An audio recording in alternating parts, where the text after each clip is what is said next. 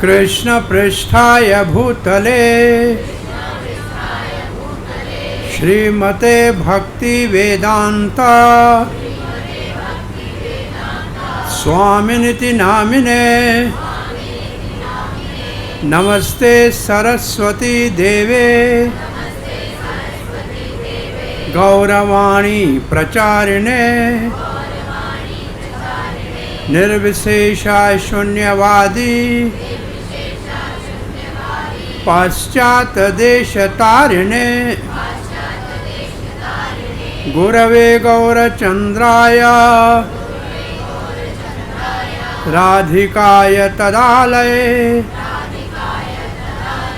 कृष्णाय कृष्ण भक्ताय तद्भक्ताय नमो नमः।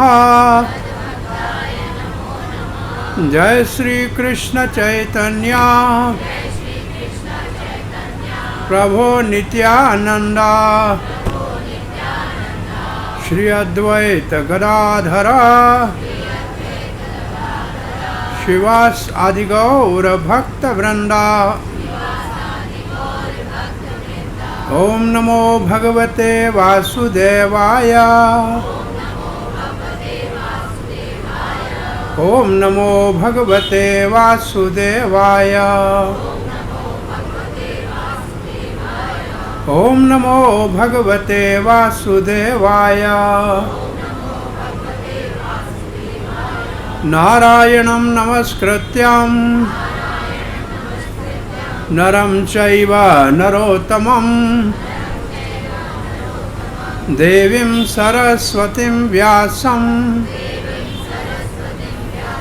ततो जयमुदीरये। नष्टप्रायेषु भद्रेषु नित्यं भागवत सेवया भगवती उत्तम श्लोके भक्तिर्भवती नैष्ठिकी। कृष्णाय वासुदेवाय देवकी नंदनाय च नंदगोपकुमाराय गोविंदाय नमो नमः। हरे कृष्णा कृष्ण कृष्ण हरे हरे हरे राम राम राम हरे हरे। हरे कृष्णा। भगवान परम पुरुष भगवान श्री कृष्ण के जन्माष्टमी के उपलक्ष्य में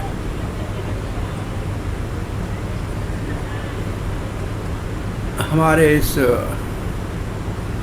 अंतर्राष्ट्रीय कृष्ण भावना अमृत संघ संस्थापक आचार्य श्री कृष्ण कृपा मूर्ति अभयचरणार भक्ति वेदांत स्वामी श्रील प्रभुपाद जी के रेवाड़ी के प्रचार केंद्र से 5 दिवसीय कृष्ण लीला का हरि कथा का जो यहाँ भक्त वृंद ने आयोजन किया है, आप सब प्रेम से पधारे हैं। श्रद्धालु आपका हार्दिक स्वागत करते हैं। और यहाँ कृष्ण भावना अमृत संघ के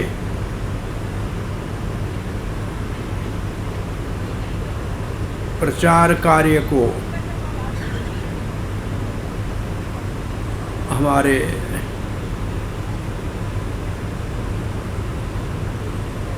पंजाबी बाग श्री राधा राधिका मंदिर रमन मंदिर के माध्यम से हमारे प्रिय रुक्मणी कृष्ण प्रभु के मार्गदर्शन में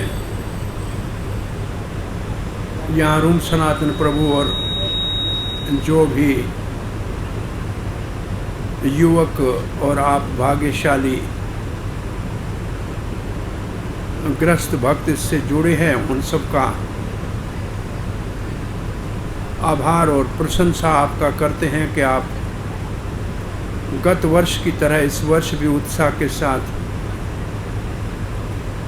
कृष्ण जन्माष्टमी के इस अति उत्तम पर्व को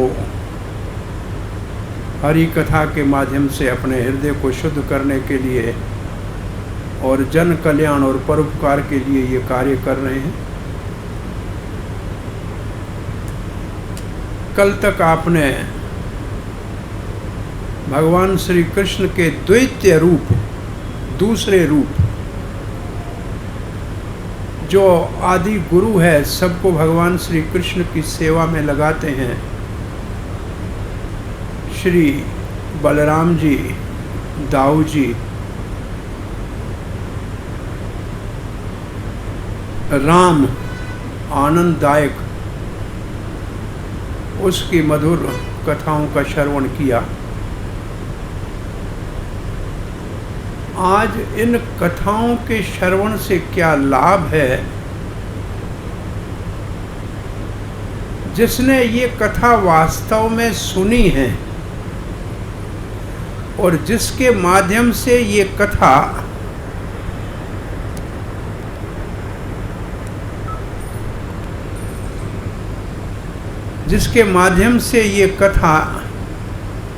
इस धरती के ऊपर भागवत प्रचलित हुई है,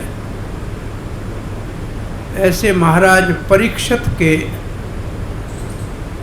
कथा सुनने के लाभों को श्रवण करेंगे हम पहले। सो पुनः हम एक बार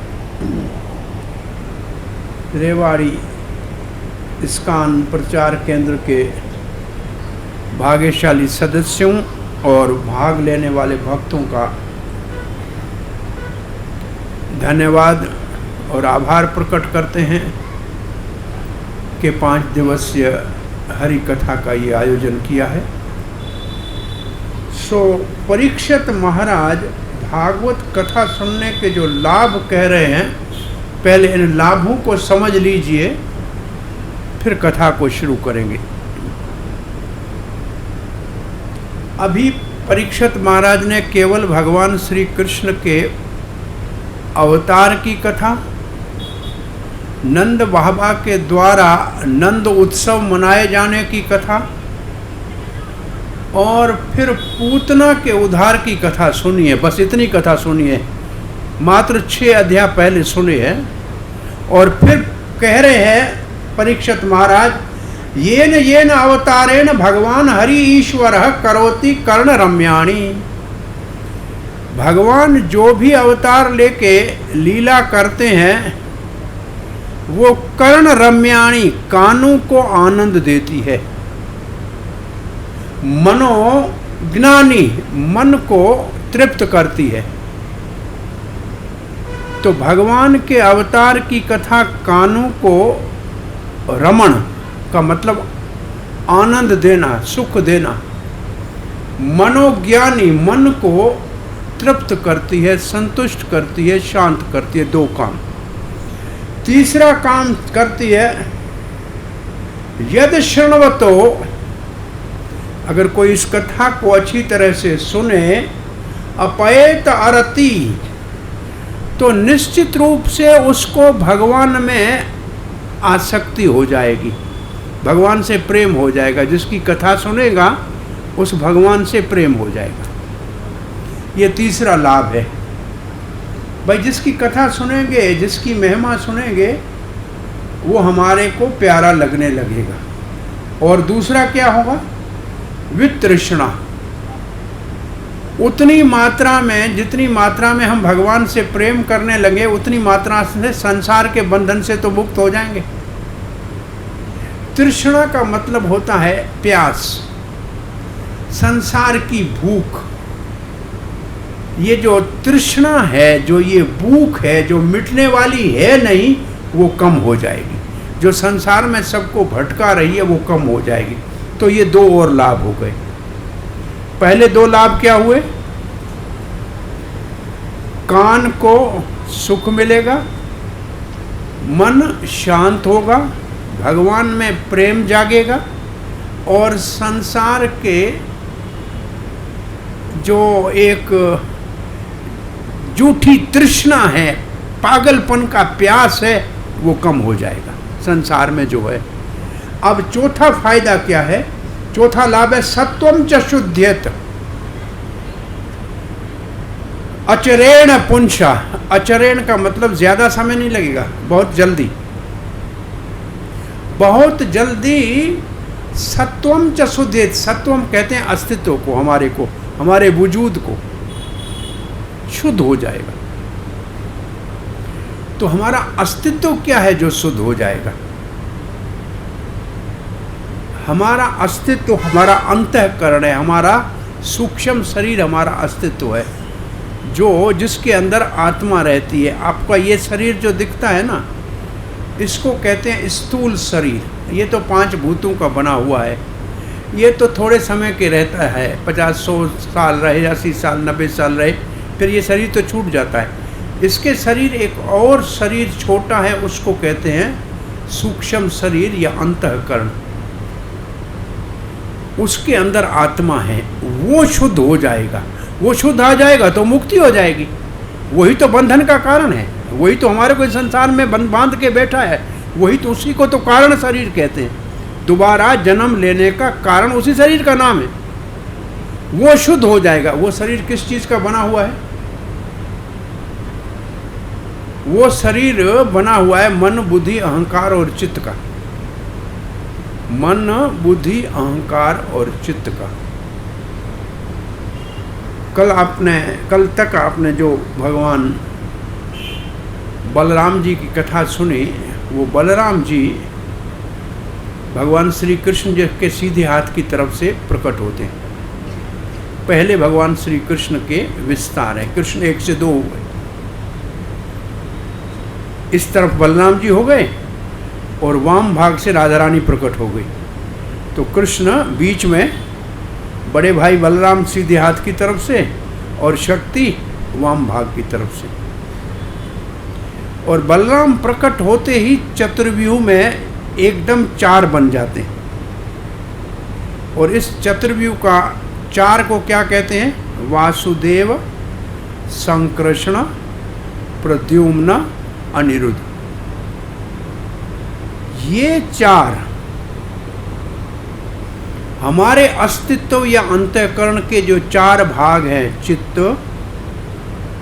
अहंकार, बुद्धि और मन, इसके देवता हैं।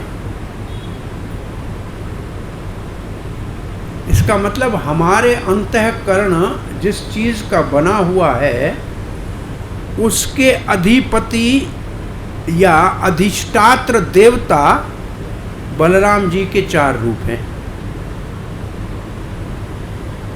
चित्त का देवता वासुदेव है, चित्त का आदिदेव वासुदेव है। अहंकार का संकृष्ण है, प्रद्युम्न बुद्धि का है और अनिरुद्ध मन का है। तो भगवान की कथा सुनने से ये 4 बलराम जी के स्वरूप प्रसन्न हो जाते हैं और हमारे अंतःकरण को शुद्ध कर देते हैं। हम नहीं कर सकते, कथा के माध्यम से होगा, भगवान करेगा। लेकिन ये जो अंतःकरण के अधिष्ठात्र देवता हैं, ये कार्य करेंगे और मन को शुद्ध कर देंगे। तो यहाँ प्रश्न उठता है कि मन की अशुद्धि क्या है? मन अशुद्ध कैसे हो गया? क्या चीज है जो हमारे अंतःकरण को अशुद्ध करता है? भौतिक प्रकृति के 3 गुण, सतोगुण, रजोगुण और तमोगुण। इसके प्रभाव से अंतःकरण के अंदर काम, लोभ सब आ जाते हैं और यही है अंतःकरण की अशुद्धि। और इसको करना है शुद्ध। तो ये शुद्ध होगा भगवान की कथा से। और क्या लाभ होगा? भक्ति हरो। हरि के प्रति हमारी भक्ति जागृत हो जाएगी। इसका मतलब भगवत प्रेम जागृत हो जाएगा। और एक लाभ है, तत्पुरुषे च सख्यम,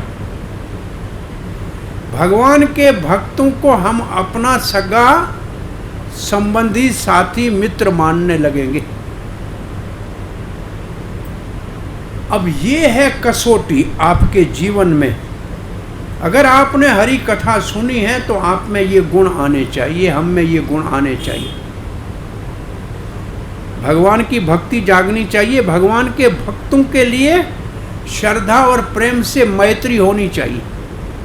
भगवान के भक्तों से सखा भाव होना चाहिए, अच्छे लगने चाहिए, अपने लगने चाहिए, मित्र लगने चाहिए। ये है भगवान की कथा सुनने का लाभ।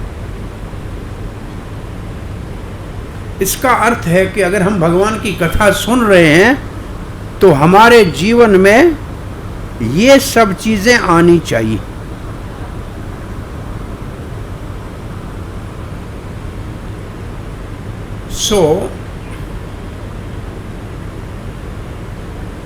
परीक्षित महाराज कहते हैं, इसलिए आप भगवान के इन मधुर लीलाओं का विस्तार से वर्णन कीजिए और हम ये मधुर रस पान करना चाहते हैं।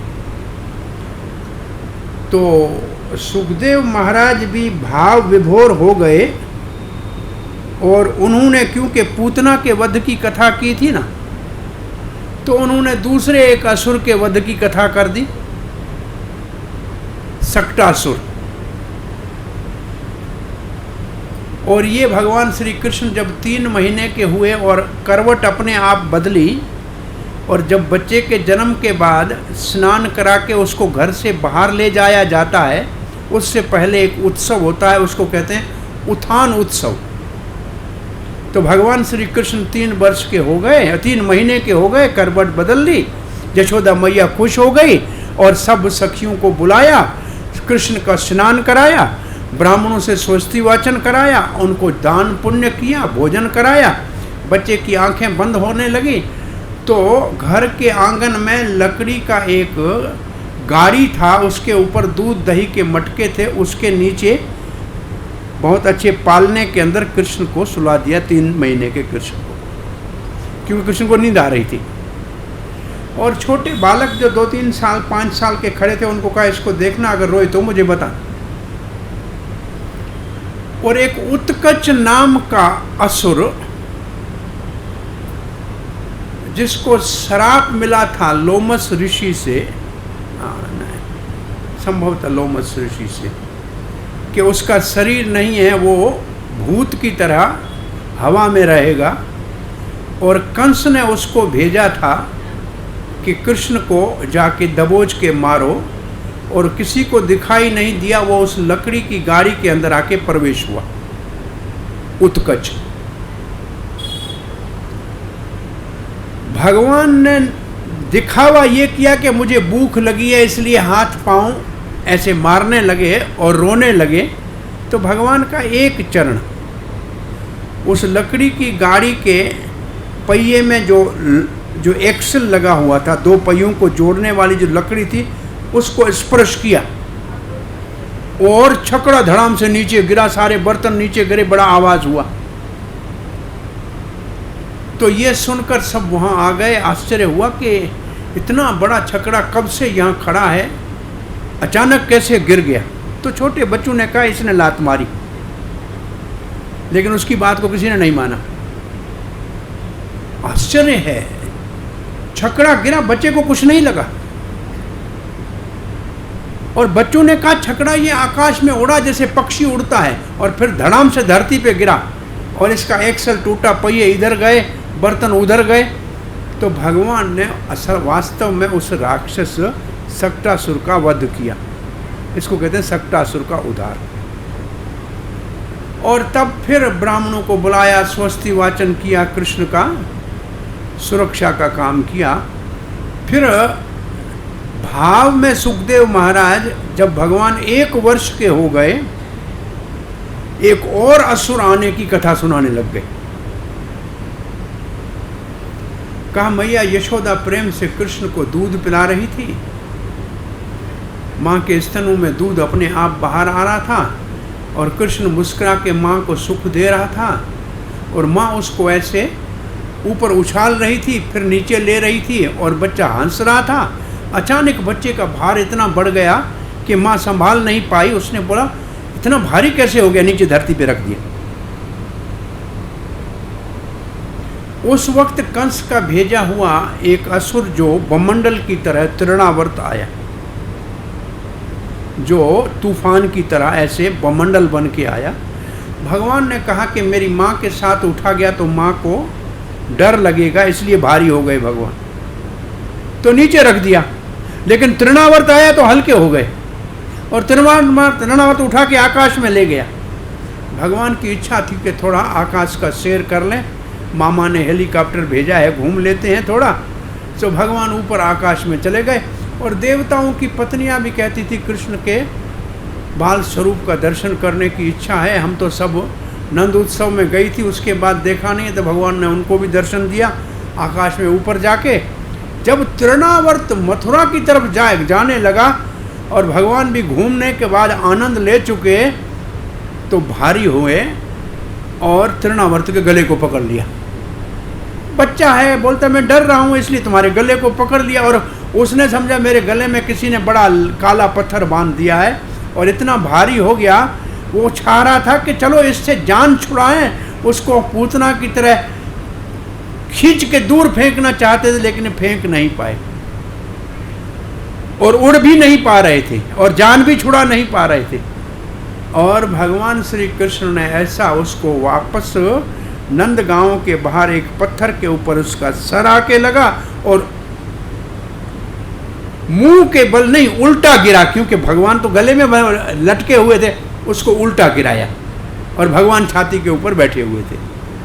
और इसको देख के गोपियों को आश्चर्य लगा कि इतना बड़ा राक्षस मर गया, सर फूट गया और बच्चे को खराश भी नहीं आई।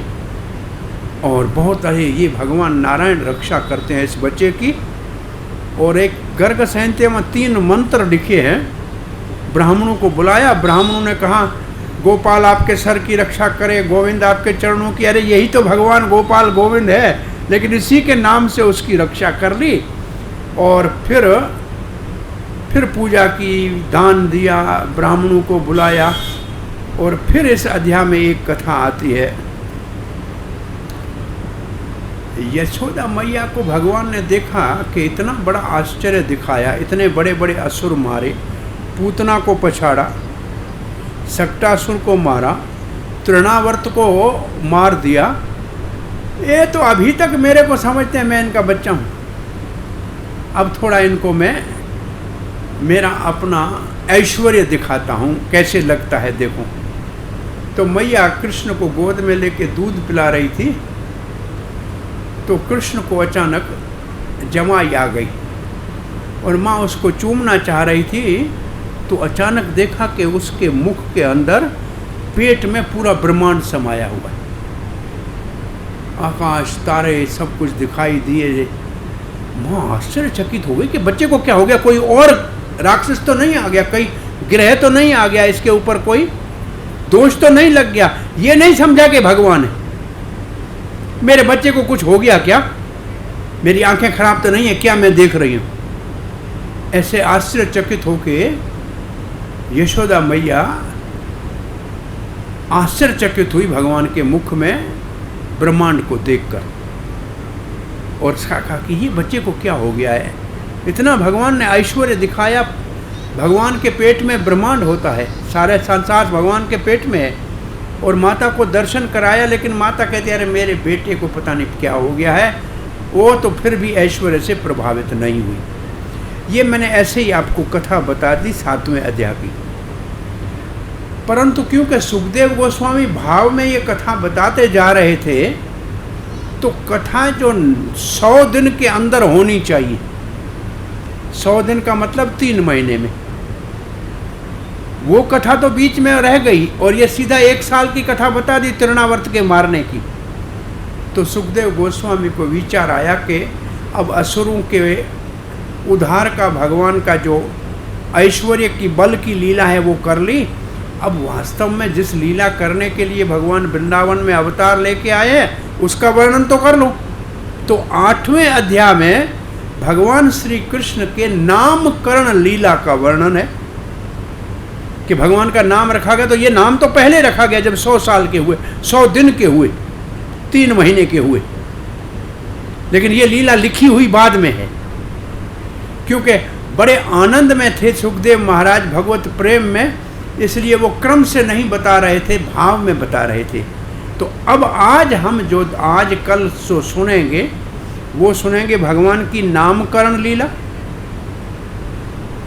नामकरण लीला के बाद भगवान की माखन आदि चोरी करने की बाल लीलाएं, फिर भगवान के मिट्टी खाने की लीला, मृदु भक्षण की लीला। ये लीलाएं हैं 8वें अध्याय में।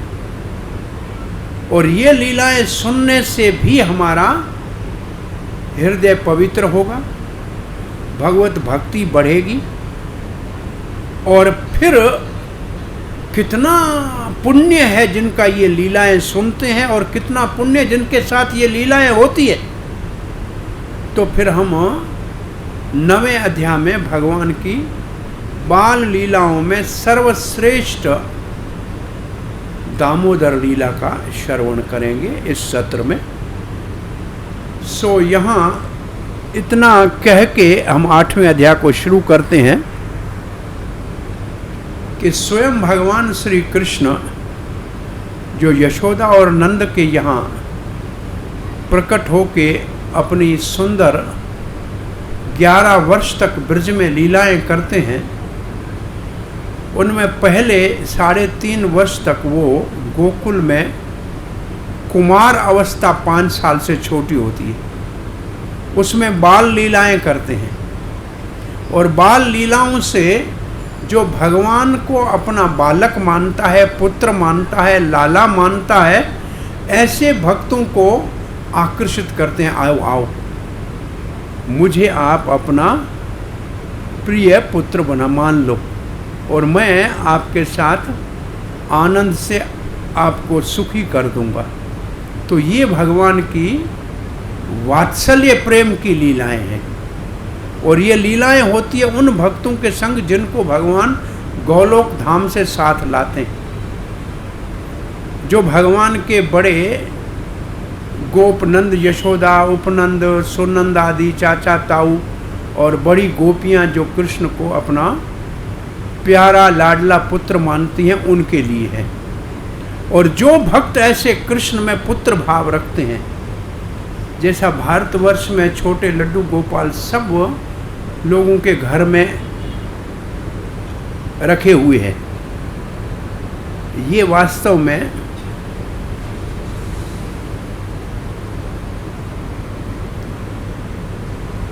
नाथ द्वारे में जो भगवान 7 साल की उम्र के गोवर्धनधारी है, जिनको श्री नाथ जी गोपाल कहते हैं, गोपाल जी कहते हैं, वहाँ छोटे लाडले लाल रखे हुए हैं, उसको गोपाल कहते हैं।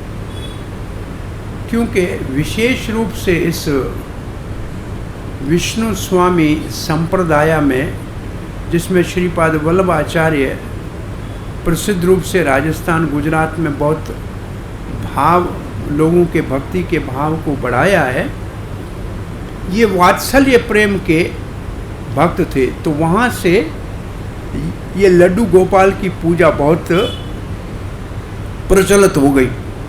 तो वात्सल्य प्रेम के भक्तों के लिए ये भगवान की बाल लीलाएं हैं। फिर भगवान गोकुल को छोड़कर जमुना को पार करके वृंदावन में, जहाँ छत्तीग्राह है अभी, जहाँ से हम हाईवे से वृंदावन के अंदर जाते हैं, यहाँ आके बैलगाड़ियाँ खड़ी की, छकड़े खड़े किए नंद बाबा ने, यहाँ गांव बसाया, तो इसका नाम हो गया छकड़ा, छकड़े से छत्तीग्राह हो गया। तो यहाँ नंद बाबा 3.5 साल रहे और यहाँ कृष्ण बलराम ने बछड़े चराए और गैया चराई। और ये क्षेत्र रमण रेती का क्षेत्र है। एक रमण रेती गोकुल में है जहाँ छोटे बाल बलराम और कृष्ण ग्वाल बालों के संग रेत में खेलते थे। दूसरी रमण रेती वृंदावन में है। यहाँ 3.5 साल तक भगवान ने गोवर्धन धारण तक लीला की। इसके बाद यहाँ से चल के नंदगांव में पुराने नंद बाबा के महल में आ गए, जो नंद बाबा के पिता के समय से था, उसमें आके रहे। और पास में तब राधा रानी के पिता वृषभानु महाराज और कीर्ति माता जी अपने सारे समूह के साथ, भक्तगणों के साथ, जब नंद बाबा छत्तीग्रह के पास रह रहे थे वृंदावन में, तब राधा कुंड के पास में रावल गांव के अंदर ये पूरे क्षेत्र में वृषभानु रह रहे, राधा रानी के पिता रह रहे थे। तो ये राल है राधा रानी के बचपन के खेल का स्थान है। राधा कुंड से 3-4 किलोमीटर वृंदावन की तरफ राल आता है और उसके अंदर में ये पूरे क्षेत्र में यहाँ रहे थे राधा रानी और उसके पिता। और जब गोकुल में रह रहे थे नंद बाबा यशोदा, उस समय राधा रानी और उसके पिता रह रहे थे रावल में, जो बिल्कुल नंदगांव के अपने गोकुल के पास में है रावल। तो 4-5 किलोमीटर की दूरी पे सदा ये साथ रहे। तो यहाँ भगवान ने गोचारण लीला की। इस लीला में भगवान ने जो भगवान को अपना सखा मानता है, मित्र मानता है, भगवान मेरा सखा है, ऐसे सखाओं के साथ ऐसी अद्भुत लीला करके उनको आकर्षित किया कि ये दुनिया में आपका कोई मित्र आपका साथ दे न दे, लेकिन हर हाल में मैं सदा आपका साथ दूंगा, आप मुझे सखा बना लो। तो भगवान ने सखा भाव के भक्तों को, जो भगवान को अपना मित्र मानना चाहते हैं, उनके लिए गोचारण और वत्सचारण लीला की। फिर जब भगवान नंदगांव रहने के लिए आए, नंद बाबा जब यहाँ आए पूरे समाज के साथ, और राधा रानी और उसके पिता ये जब बरसाने आए, तो भगवान की पहली कुमार लीला थी गोकुल में। जब गैया चराते हैं 5 साल और 10 साल के बीच की आयु जो होती है, इसको कहते हैं पोंगल अवस्था। ये पोंगल अवस्था है। और 10 और 15 के बीच की अवस्था को कहते हैं किशोर। तो किशोर अवस्था की जो कृष्ण की लीलाएं हैं, वो है गोपियों के संग में। उम्र क्या है? 8 साल, 9 साल, 10 साल, बस। 11 साल में तो गोकुल वृंदावन ही छोड़ के आ गए, नंदगांव ही छोड़ के मथुरा आ गए। तो वहां गोपियों के संग जो रास आदि विहार की लीलाएं हैं, वो है माधुर्य रस की लीलाएं। जो भगवान श्री कृष्ण को अपना प्रीतम मानती हैं, अपना प्राणनाथ मानते हैं या मानती हैं, उनके लिए भगवान ने मधुर मधुर लीलाएं करके जो माधुर्य प्रेम के भक्त हैं, उनको अपनी ओर आकर्षित किया। तो हम इस सत्र में भगवान की बाल लीलाओं का विशेष रूप से वर्णन करेंगे। तो आइए हम 8वें अध्याय का दर्शन करते हैं। 8वें अध्याय का पहले श्लोक में लिखा है,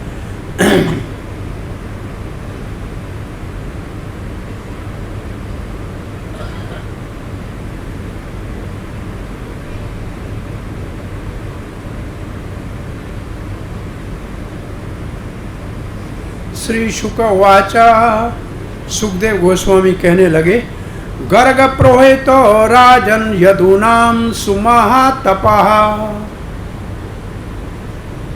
गर्ग आचार्य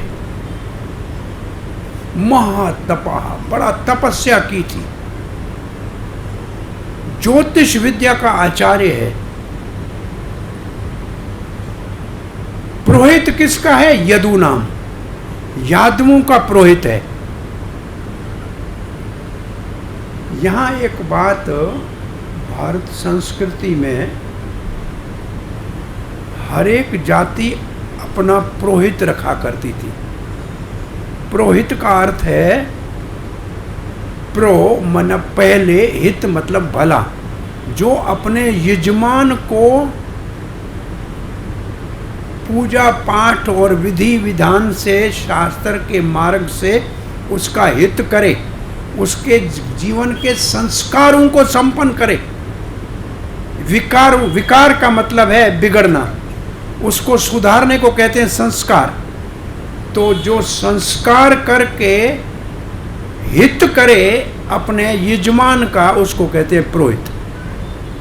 और पहले सभी भाग्यशालियों को अपने अपने पुरोहित हुआ करते थे। तो यदुवंश का पुरोहित था गर्ग आचार्य। नंद बाबा के अपना कुल पुरोहित है शांडिल्य ऋषि। ऐसे पांडवों का अपना पुरोहित है धौम्य ऋषि। राधा रानी के पिता वृषभानु महाराज के पुरोहित का नाम है भागुरी ऋषि। इन सबको अपने पुरोहित होते थे जो घर की पूजा कराते थे। सारे संस्कार जन्म से लेके सब संस्कारों का कार्य करते थे। तो यदुवंशियों का पुरोहित जो था गर्ग आचार्य, व्रजम जगाम, वो व्रज में गया। सुखदेव महाराज कथा कहाँ कर रहे हैं? सुकताल में, गंगा के किनारे। तो कह रहे हैं गर्ग आचार्य ब्रज में गए। आए ऐसा नहीं लिखते कि वहां तो नहीं है, गोकुल में वो नहीं है, तो ब्रज में गए। कहाँ गए ब्रज में? नंदस्य, नंद बाबा के महल में गए। बोला क्यों, नंद बाबा ने मंगाया था क्या? बोला नहीं, वासुदेव प्रचोदित, वासुदेव ने उसको प्रेरणा देके भेजा था। अब वासुदेव ये जानते थे कि रोहिणी नंदन बलराम मेरा पुत्र तो है, और मैं देवकी के पुत्र 8वें को भी तो नंद के घर में छोड़ के आया हूं। मैं जानता हूं कि वहां से मैं लड़की को उठा के लाया था। अब 3 महीने पूरे हो गए हैं, अभी तक इन बालों का नामकरण संस्कार कराया ही नहीं है नंद बाबा ने। और ये आते जाते असुरों ने नंद बाबा को चिंता में डाल दिया था और सलाह कर रहे थे कोई ब्राह्मण आए तो अच्छा, ब्राह्मण आए तो संस्कार कराए, लेकिन अभी कराया नहीं था। तो वासुदेव ने गर्ग आचार्य को कहा कि गुरुदेव आप नंद के घर जाइए, वहाँ हमारे रोहिणी का पुत्र बलराम जी है और उसके साथ जो कृष्ण है, उन दोनों का आप नामकरण संस्कार कर लीजिए। तो इसलिए गर्ग आचार्य चल के वासुदेव के कहने के ऊपर नंद भवन में आए। तो अब नंद बाबा ने क्या किया, उसको देखकर तम दृष्ट्वा परम प्रीतः प्रयोथिता कीर्तांजलि, गर्ग आचार्य को दूर से आते हुए देखा, प्रेम और आनंद में मगन होकर नंद बाबा उठ के खड़े हो गए। एक इसका मतलब उनका आदर किया। आए ऐसे महात्मा के आने के ऊपर उठ के हाथ जोड़ने का मतलब निम्रता से उनको प्रणाम किया। तो उनको बड़ा आदर किया। क्या भाव था उसके लिए? आन रच उनकी पूजा की, अर्चना की, अधोक्षजय दिया। अधोक्षजय कहते हैं इंद्रियों से परे भगवान को। भगवान के भक्त को भगवान के समान, भगवान का प्यारा जानकर उसकी पूजा की नंद बाबा ने। कैसी पूजा की? जैसे हमको सिखाया जाता है अतिथि देवो भव। आपके घर में कोई मेहमान आए तो भगवान का भेजा हुआ देव मान के पूजा करो। ये शास्त्र की मर्यादा है। साधु संत महात्मा भगवान का प्रतिनिधि है, इसलिए उसकी पूजा भगवान के समान की जाती है। ये गुरु पूजा में हम रोज पढ़ते हैं, साक्षात हरि त्वेन समस्त शास्त्र गुरु को भगवान के समान ही पूजा करनी चाहिए, सब शास्त्र कहते हैं, परंतु वो भगवान नहीं है, लेकिन भगवान का बहुत प्रिय है, इसलिए उसको प्रसन्न करने से भगवान प्रसन्न हो जाते। तो भगवान को प्रसन्न करने इतना आसान नहीं है। जैसे राजा कोई हो, जो राज का मालिक हो, उसको आप क्या दे के प्रसन्न करोगे? वो सब चीज़ तो उसी की है। लेकिन उसके छोटे बेटे को आप खिलौना या टॉफी दे दो, बच्चा खुश हो जाएगा, तो राजा खुश हो जाएगा। ऐसे भगवान के भक्त जो भगवान की भक्ति में लगे हुए हैं और भगवान के प्रेम में अपना जीवन अर्पण कर चुके हैं, उनका पूजन करना, उनका आदर करने से भगवान प्रसन्न होते हैं। इसलिए नंद बाबा भगवान के पिता होते हुए भी ऐसे महान एक आचार्य के आने के ऊपर हाथ जोड़ के उसको प्रणाम किया और भगवत बुद्धि से, दिया का मतलब बुद्धि, भगवान का परम भक्त है, इस बुद्धि से अतिथि मेरे घर में आया है, भगवान ने भेजा है, इस बुद्धि से प्रणीता, प्रणिपात, प्रणिपात कहते हैं। और प्रणिपात के आगे लिखा है पुरहसरम। प्रणिपात आप शब्द भगवत गीता में कहाँ पढ़ते हैं? ये प्रणिपात शब्द भगवत गीता में कहाँ पढ़ते हैं? तद्विधि प्रणिपातेन परिप्रश्नेन सेवया उपदेक्षन्ति ते ज्ञानम ज्ञानिनां तत्वदर्शन। अगर वास्तविक भगवत तत्व को जानना चाहते हो तो ऐसे भगवान के प्यारे गुरुजन के शरण में जाके प्रणाम करो। प्रणिपाते का मतलब है प्रणाम करना। उससे भगवान को प्राप्त करने के प्रश्न पूछो। प्रश्न नहीं लिखा है, परिप्रश्न लिखा है। परिप्रश्न का मतलब भगवान को पाने के प्रश्न पूछो। संसार के प्रश्न गुरुजनों से नहीं पूछने चाहिए। हम जानते हैं और देखते हैं और सब साधुओं से पूछ चुके हैं। लोग आते हैं, पांव पड़ते हैं, पूछते हैं बीमार हूँ, क्या करूँ? अरे अस्पताल जाओ, कोई मैं डॉक्टर हूँ का मेरे पास आए?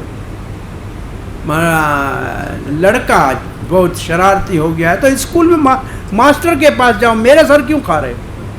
अरे भगवान को पूछने वाली बात पूछनी चाहिए ना। साधुओं के पास जाके ऐसे मेरे को वो पति पत्नी गए कि महाराज आप सब जानते हैं? बोला सब जानता हूँ। बोला बच्चे नहीं मानते हैं? बोला ये मेरे भी नहीं मानते, इसलिए मैं साधु बनाऊं।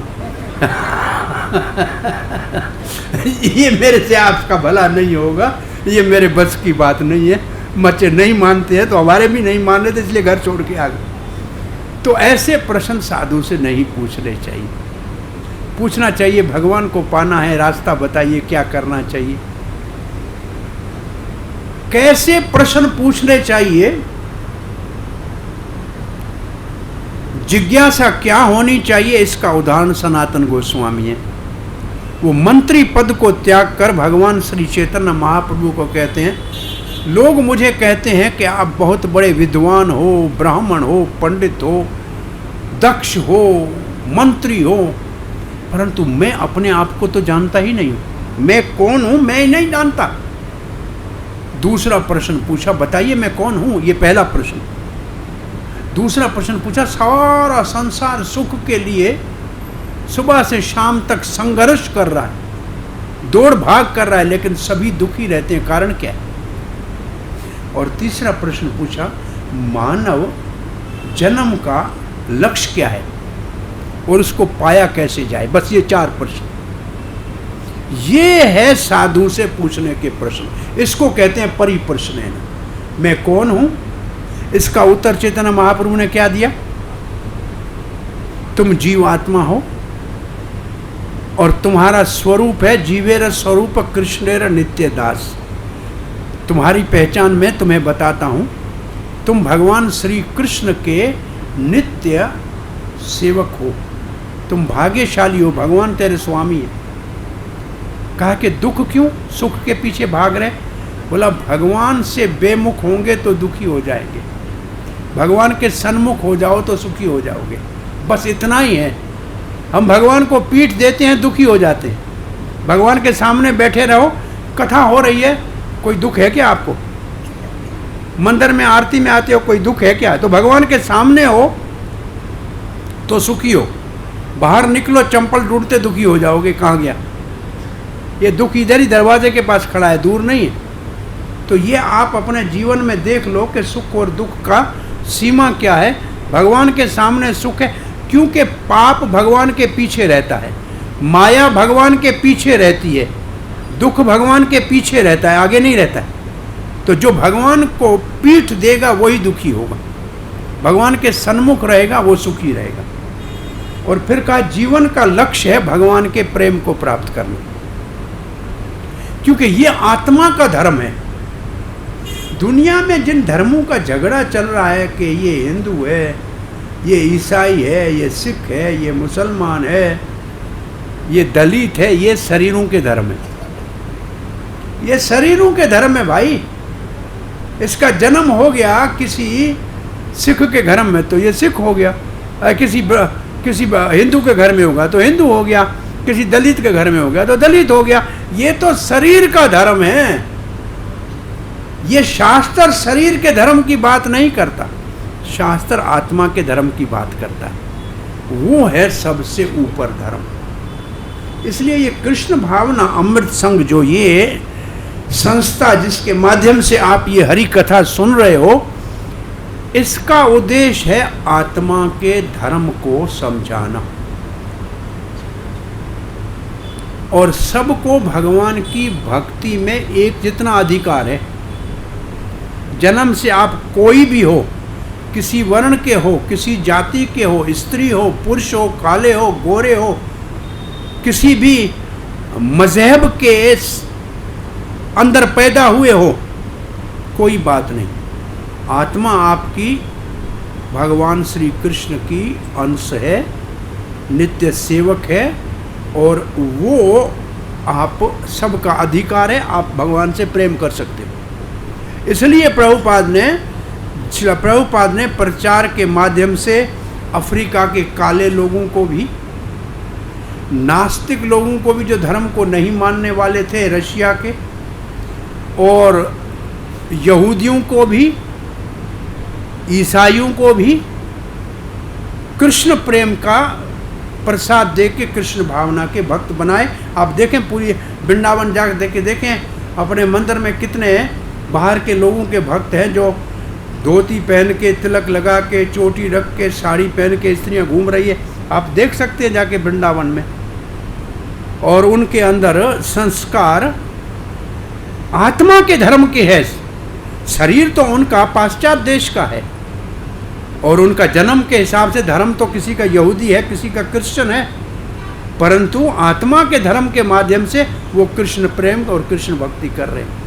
तो ये जो काम वास्तव में ये कृष्ण भावना, ये हरे कृष्ण संस्था का जो काम है, ये है पूरे विश्व में आत्मा के धर्म को शरीरों के मजहबों से ऊपर उठाकर भगवत प्रेम के विज्ञान का संदेश देना है। ये बहुत बड़ा कार्य है। लोग ऐसे कहते हैं हमको कभी, आप प्रचार में हिंदू धर्म का प्रचार करो। अरे भाई, हम तो दुनिया भर में सनातन धर्म के लोगों को सनातन धर्म सिखा रहे हैं। हिंदू शब्द पारसियों ने सिंधु नदी के इस तरफ रहने वाले मुलाने लोगों को पारसियों ने कहा हिंदू। सिंधु नदी को हिंदू कहते हैं और वहाँ के रहने वाले को कहा कौन रहते हैं वहाँ, बोला हिंदू रहते हैं। हमारे को इंडियन किसने कहा?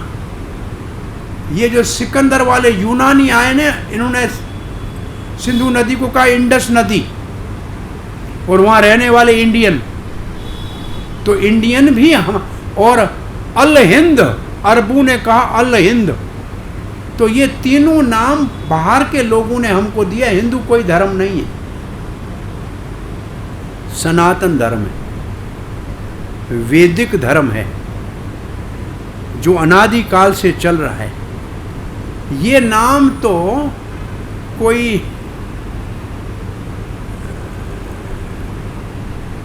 1000-1500 सालों से इस नाम को हिंदू शब्द आया, उससे पहले ये शब्द कहीं किसी शास्त्र में हिंदू शब्द नहीं है, किसी शास्त्र में हिंदू शब्द नहीं है। तो सनातन धर्म का प्रचार आत्मा के स्वरूप का प्रचार है। ये प्रचार बहुत विशाल है और जो बुद्धिमान लोग हैं, जो समझ सकते हैं कि भगवान का प्रेम ही परम धर्म है, यही जीवन का लक्ष्य है, वो फिर शरीर के मजहबों के विचार से ऊपर उठ जाते हैं और भगवान की प्रेम से भक्ति करते हैं। आप देख सकते हैं इतने आधुनिक भाषा में कहें कि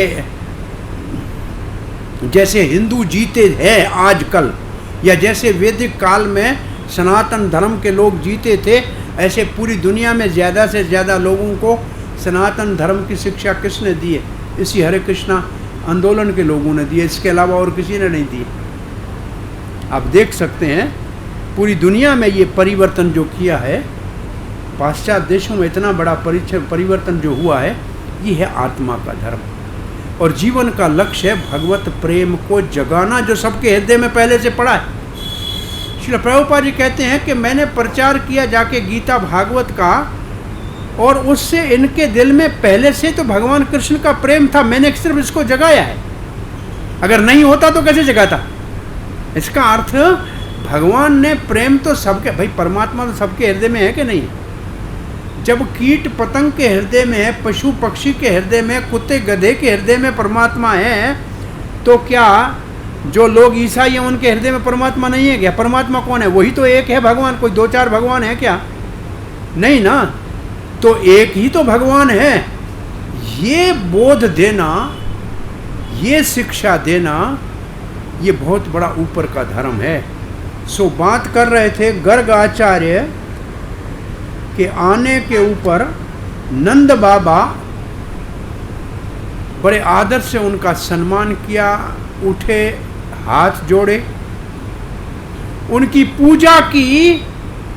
एक बहुत बड़े महात्मा भगवान के प्रतिनिधि के रूप में, अधोक्षजय धिया, इसका मतलब इंद्रियों से परे। भगवान अधो कहते हैं नीचे को, अक्ष कहते हैं आंख, जिसको आंख न देख सके उससे परे हो, ये भगवान का नाम है अधोक्षजय। और धिया का मतलब बुद्धि, भगवत बुद्धि से पूजा की, मतलब महात्मा समझ के पूजा की। क्या पूजा में किया? उनके चरण धुलाए, हाथ में आचमन के लिए पानी दिया। पहले ज़माने में लोग आते थे तो उनको बाहर से आते थे चल के ना, तो पानी देते थे पाँव धोने के लिए घर में आने से पहले। घर में प्रवेश करने से क्या पहले पाँव धो के आना चाहिए। भाई जूते से पाँव निकालते हैं उसको भी धोना चाहिए। हम बच्चे थे तब हमारे घरों में हमारे माता पिता कहते थे पाँव धो के अंदर आना, लेकिन अब जूते के साथ लोग घर में जाते हैं, जूते के साथ बेड तक जाते हैं। मैं तो देखता हूँ जूता पहन के बहुत से लोग रोटी खाते हैं, वो टेबल के ऊपर जूता पहन के रोटी खाते हैं। मैं एक नहीं लाखों को देखा है। और शादी पार्टी में तो सारे ऊंट की तरह खड़े हुए जूता पहने हुए खाते हैं। भाई गए हैं विवाह के संस्कार में, जहाँ वेद के मंत्र पढ़े जाएंगे, वहाँ जूते पहन के रोटी खा रहे हैं। बताओ कौन सा संस्कार है?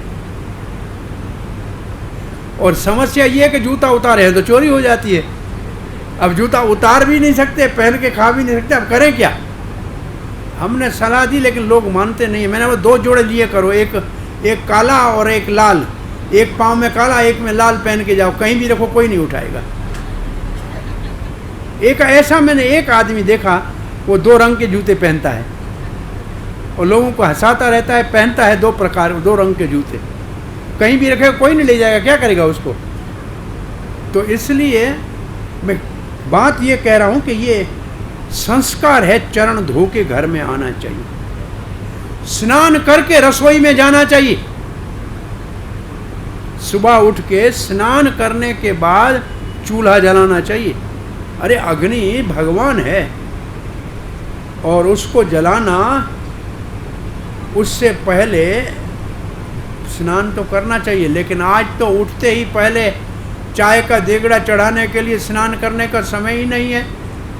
सारे ही सुस्त उठते हैं, बिना चाय पिए आंख नहीं खुलती है तो स्नान कहाँ से करेंगे बेचारे। ये बताइए संस्कारों का सत्यानाश हुआ है कि नहीं हुआ है?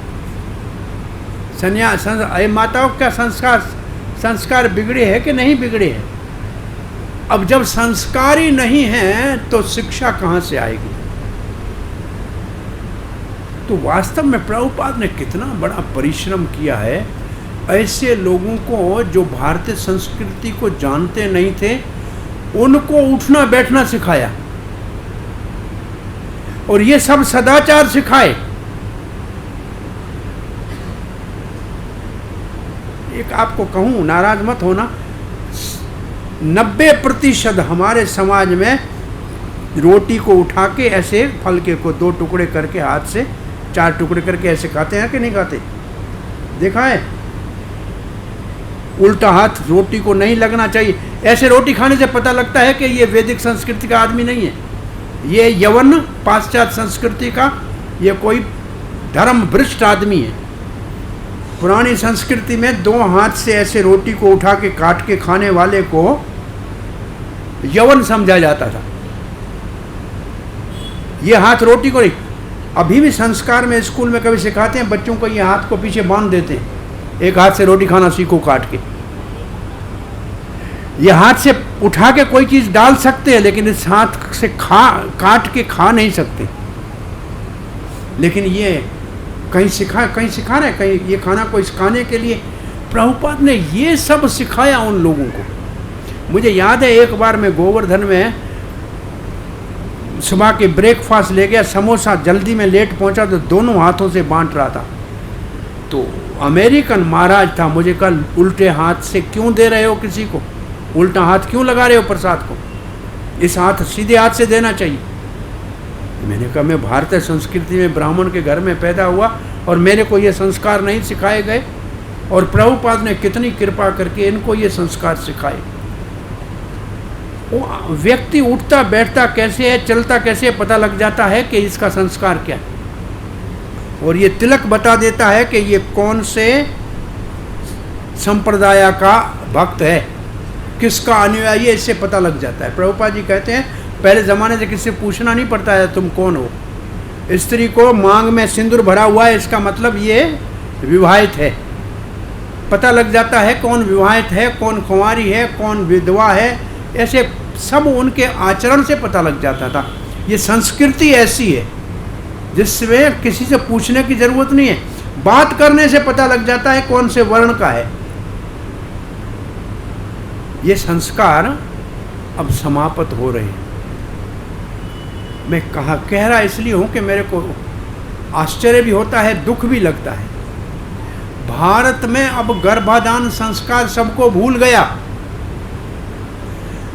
विवाह के बाद घर में संतान उत्पत्ति के लिए गर्भाधान संस्कार करने का विधान है। एक पूजा कराई जाती है पंडित को बुलाकर कि कोई धर्मात्मा आत्मा, कोई वीर पुरुष, कोई साधु पुरुष भगवान हमारे घर में हमारे संतान के रूप में भेजो। इसको गर्भाधान संस्कार कहते हैं। और मैंने भारत में इसको करते हुए मेरी 70 साल की आयु में नहीं देखा है, लेकिन मैंने 4-5 साल पहले ये संस्कार रशिया में रशियन को करते देखा। शादी हुई और कह रहे थे हमारा गर्भाधान संस्कार कराओ, अब हम संतान उत्पन्न करना चाहते हैं। और उनका हमने गर्भाधान संस्कार करते हुए देखा और वो कर रहे थे। अब वो लोग कर रहे हैं और हम जिनको ये करना चाहिए उनको भूल गए। तो ये संस्कारों की बात है। इस अब जब जल दिया, चरण धुलाए, पांव धुलाए, उसको अंदर से हाथ धुआया आचमन का, उसके बाद मधुपर्क देते हैं। कोई लोग दूर से चल के आया है ना, तो उसको ऐसे नहीं पूछते हैं कि खाओगे क्या। अरे भाई शर्म में कैसे कहेगा मैं खाऊंगा, कहाँ से आ रहे हो, कब निकले हो। तो वो कहेगा मैं 11 बजे निकला हूँ, अब 5 बजे है, तो समझ के भूखा तो है। फिर क्या पूछने की ज़रूरत नहीं है कि रोटी खाओगे बनाऊँ। तो उसको पहले दूर से चला के आया है तो उसको मधुपर्क देते थे। मधुपर्क एक पेय है, जैसे आप जूस कोई दें, ऐसे मधु डाल के, दूध डाल के, दही डाल के, उसको मिक्स करके और एक ऐसा पेय बनाया जाता था, वो पीते ही उसको इतना बल आ जाता, सारा थक समाप्त हो जाता था। वो एक पेय बना के देते थे। जैसे आप कोई आए तो कहे कि भाई नींबू पानी दे दिया, तो कुछ कोई दूर से आया है तो ऐसी चीज़ देनी चाहिए जिससे उसकी थकावट समाप्त हो जाए। ये है पूजा। और फिर आरती की होगी, एक बड़ा महात्मा आया होगा तो घर पे आरती की होगी। और उसके बाद लिखा है सुपविष्ट, जब अच्छी तरह से उसको आसन के ऊपर बिठाया, अब बैठ गया घर का आचार्य, पूजा हो गई। कृता, हाँ, कृत अतिथ्यम, जब अतिथि सत्कार सारा हो गया मेहमान का, गिरा सुनृतया मुनिम, गिरा कहते हैं वाणी को, ये जगह है ना, इसको कहते हैं गिरीवा, इसको कहते हैं गिरीवा। ये जो कंठ है ना, तो कंठ से आवाज निकलता है, तो गिरा का मतलब कंठ से निकलने वाला आवाज। और सुनरीता का मतलब बहुत मधुर वचन, मीठे वचन। किसने बोले? नंद बाबा ने मीठे वचन अपनी वाणी से बोले। किसको? मुनिम। वो जो गर्ग आचार्य बहुत मुनि है, और वो शांत मौन नंद बाबा के वचनों को सुन रहे थे। नंदित्वा, कैसे वचन बोले? गर्गाचार्य को आनंदित करने वाले। उसकी महिमा ऐसी सुंदर गाई कि वो प्रसन्न हो गया। ब्राह्मण पूर्णस्य, आप ब्राह्मण हो, आप पूर्ण हो।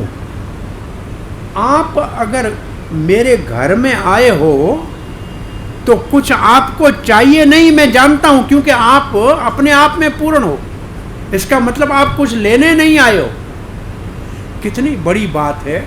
घर में ब्राह्मण आए तो हम समझते हैं ये तो भिखारी आया है, कुछ मांगेगा। हमारी सोच क्या है? कोई साधु दरवाजे पे आए तो कहते माथा पीटेंगे, आ गया एक भिखारी। हमारी दिमाग ऐसा है।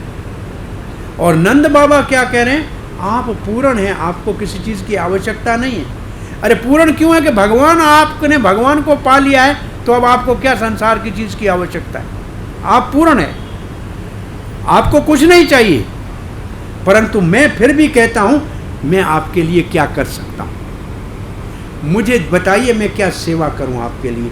आप यहां आए हैं निश्चित रूप से, तो मुझे कुछ सेवा दीजिए। आपको आवश्यकता नहीं है, परंतु मेरे को आवश्यकता है कि मुझे सेवा का अवसर दीजिए।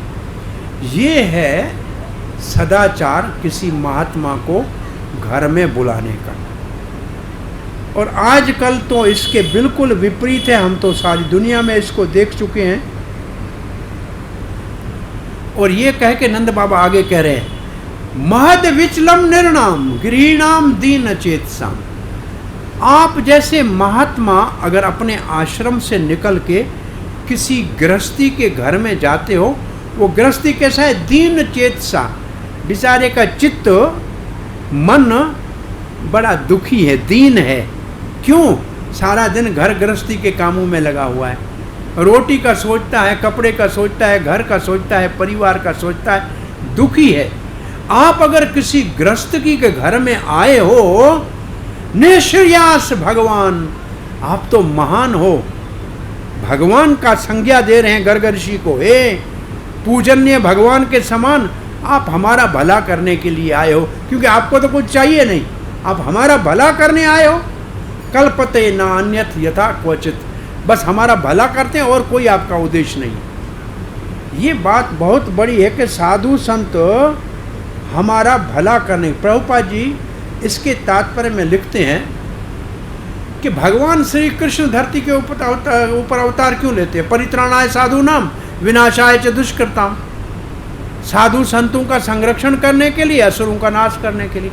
और भगवान के भक्त भी यही काम करते हैं, असुरी स्वभाव हमारा नाश करके और हमारी भक्ति का पोषण करते हैं। तो इन दोनों के आने का कोई और उद्देश्य नहीं है, परोपकार है।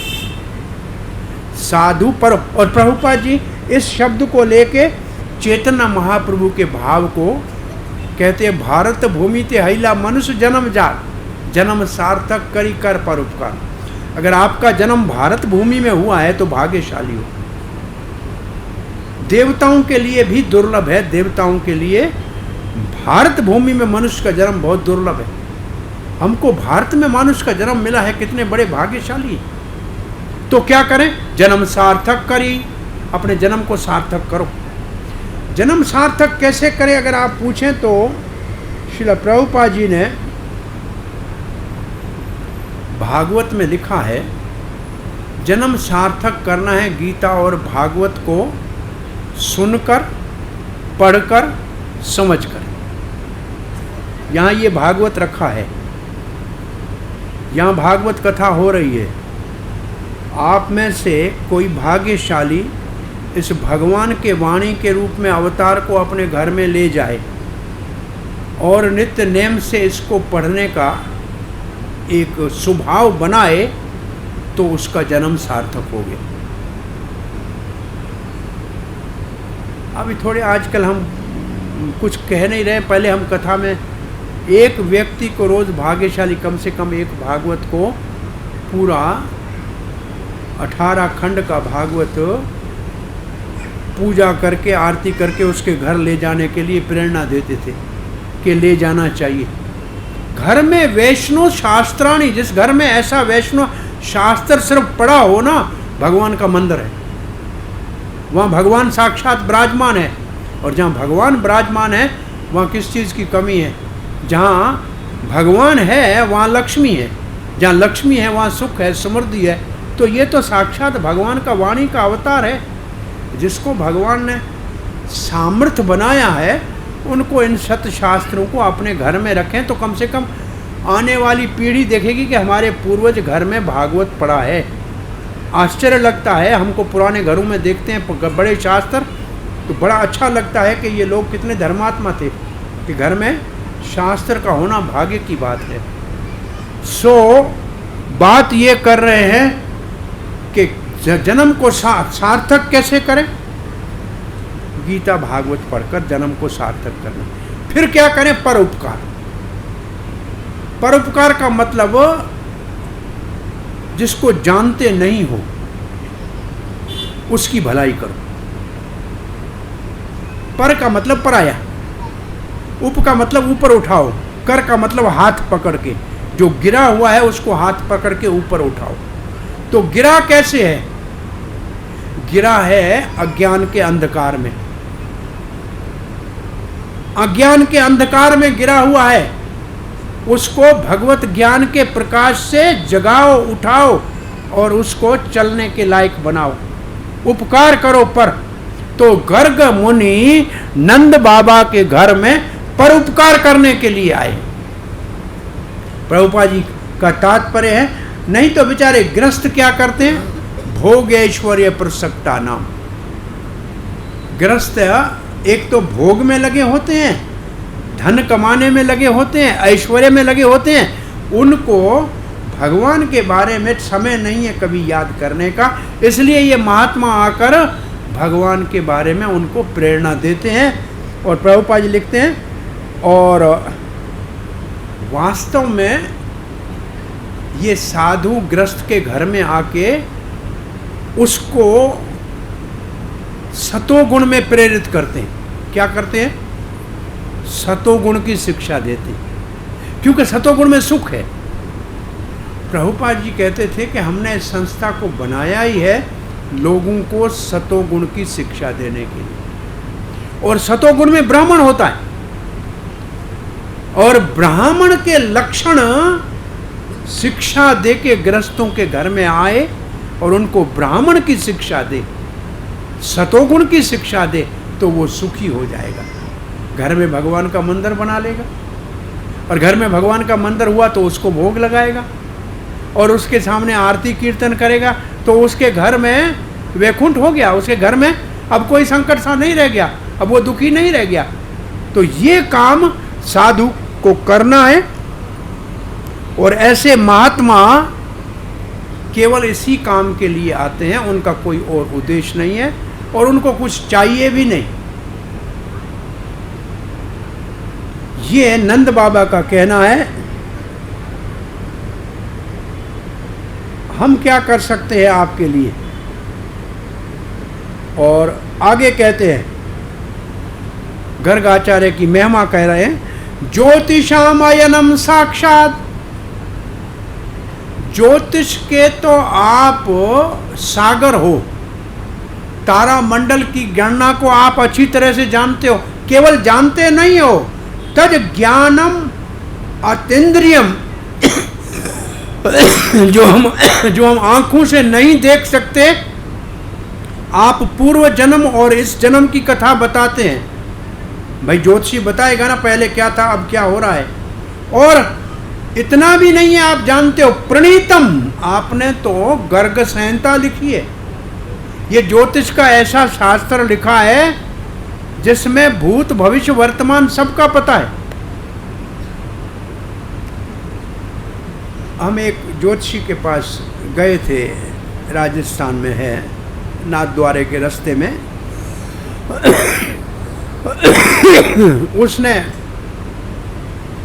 कुछ नहीं, ऐसे कुछ हाथ को देखा, फिर एक किताब खोला और एक पेज उसमें से निकाला और उसने पढ़ के सुनाया, आपका जन्म एक देश में हुआ है, आप दूसरे देश में चले गए स्थानांतर करके, आप बहुत पढ़ा लिखा, पढ़ाई आपने छोड़ दी।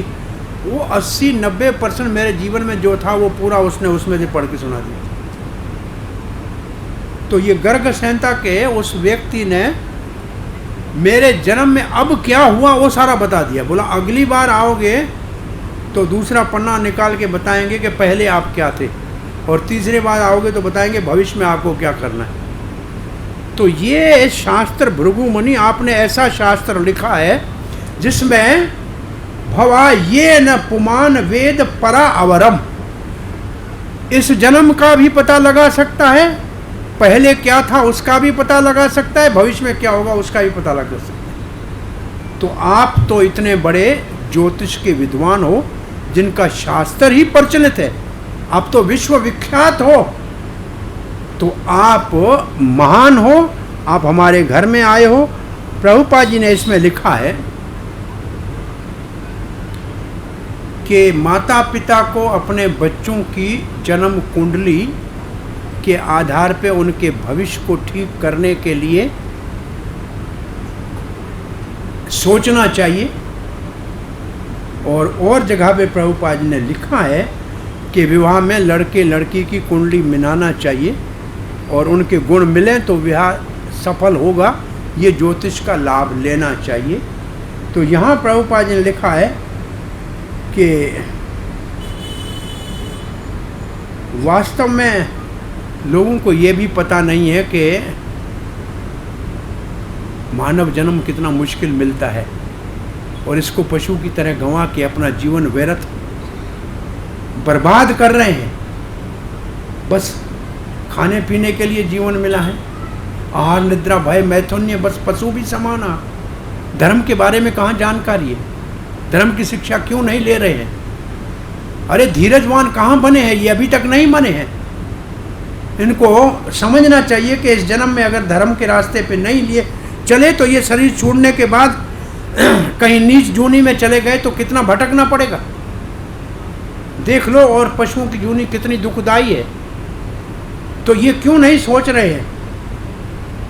और प्रभुपाद ने फिर लिखा है, हमने ऋषभदेव भगवान की शिक्षाओं को सुना है कि कोई भी सभ्य समझदार साधु कहता है कि ये शरीर दुखदाई है, इस शरीर को क्यों धारण करना है, इस शरीर से मुक्त होकर भगवान की सेवा में क्यों नहीं लग जाते।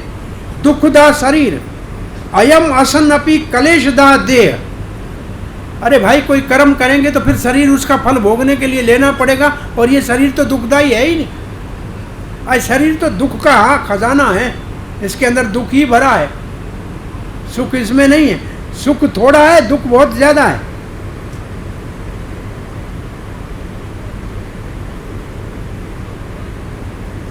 तो यहाँ नंद बाबा की इच्छा है कि आप ज्योतिष के शास्त्र बहुत बड़े विद्वान हो, तो हमारे दोनों बच्चों का नामकरण संस्कार तो कर लो, ये इनका इच्छा है।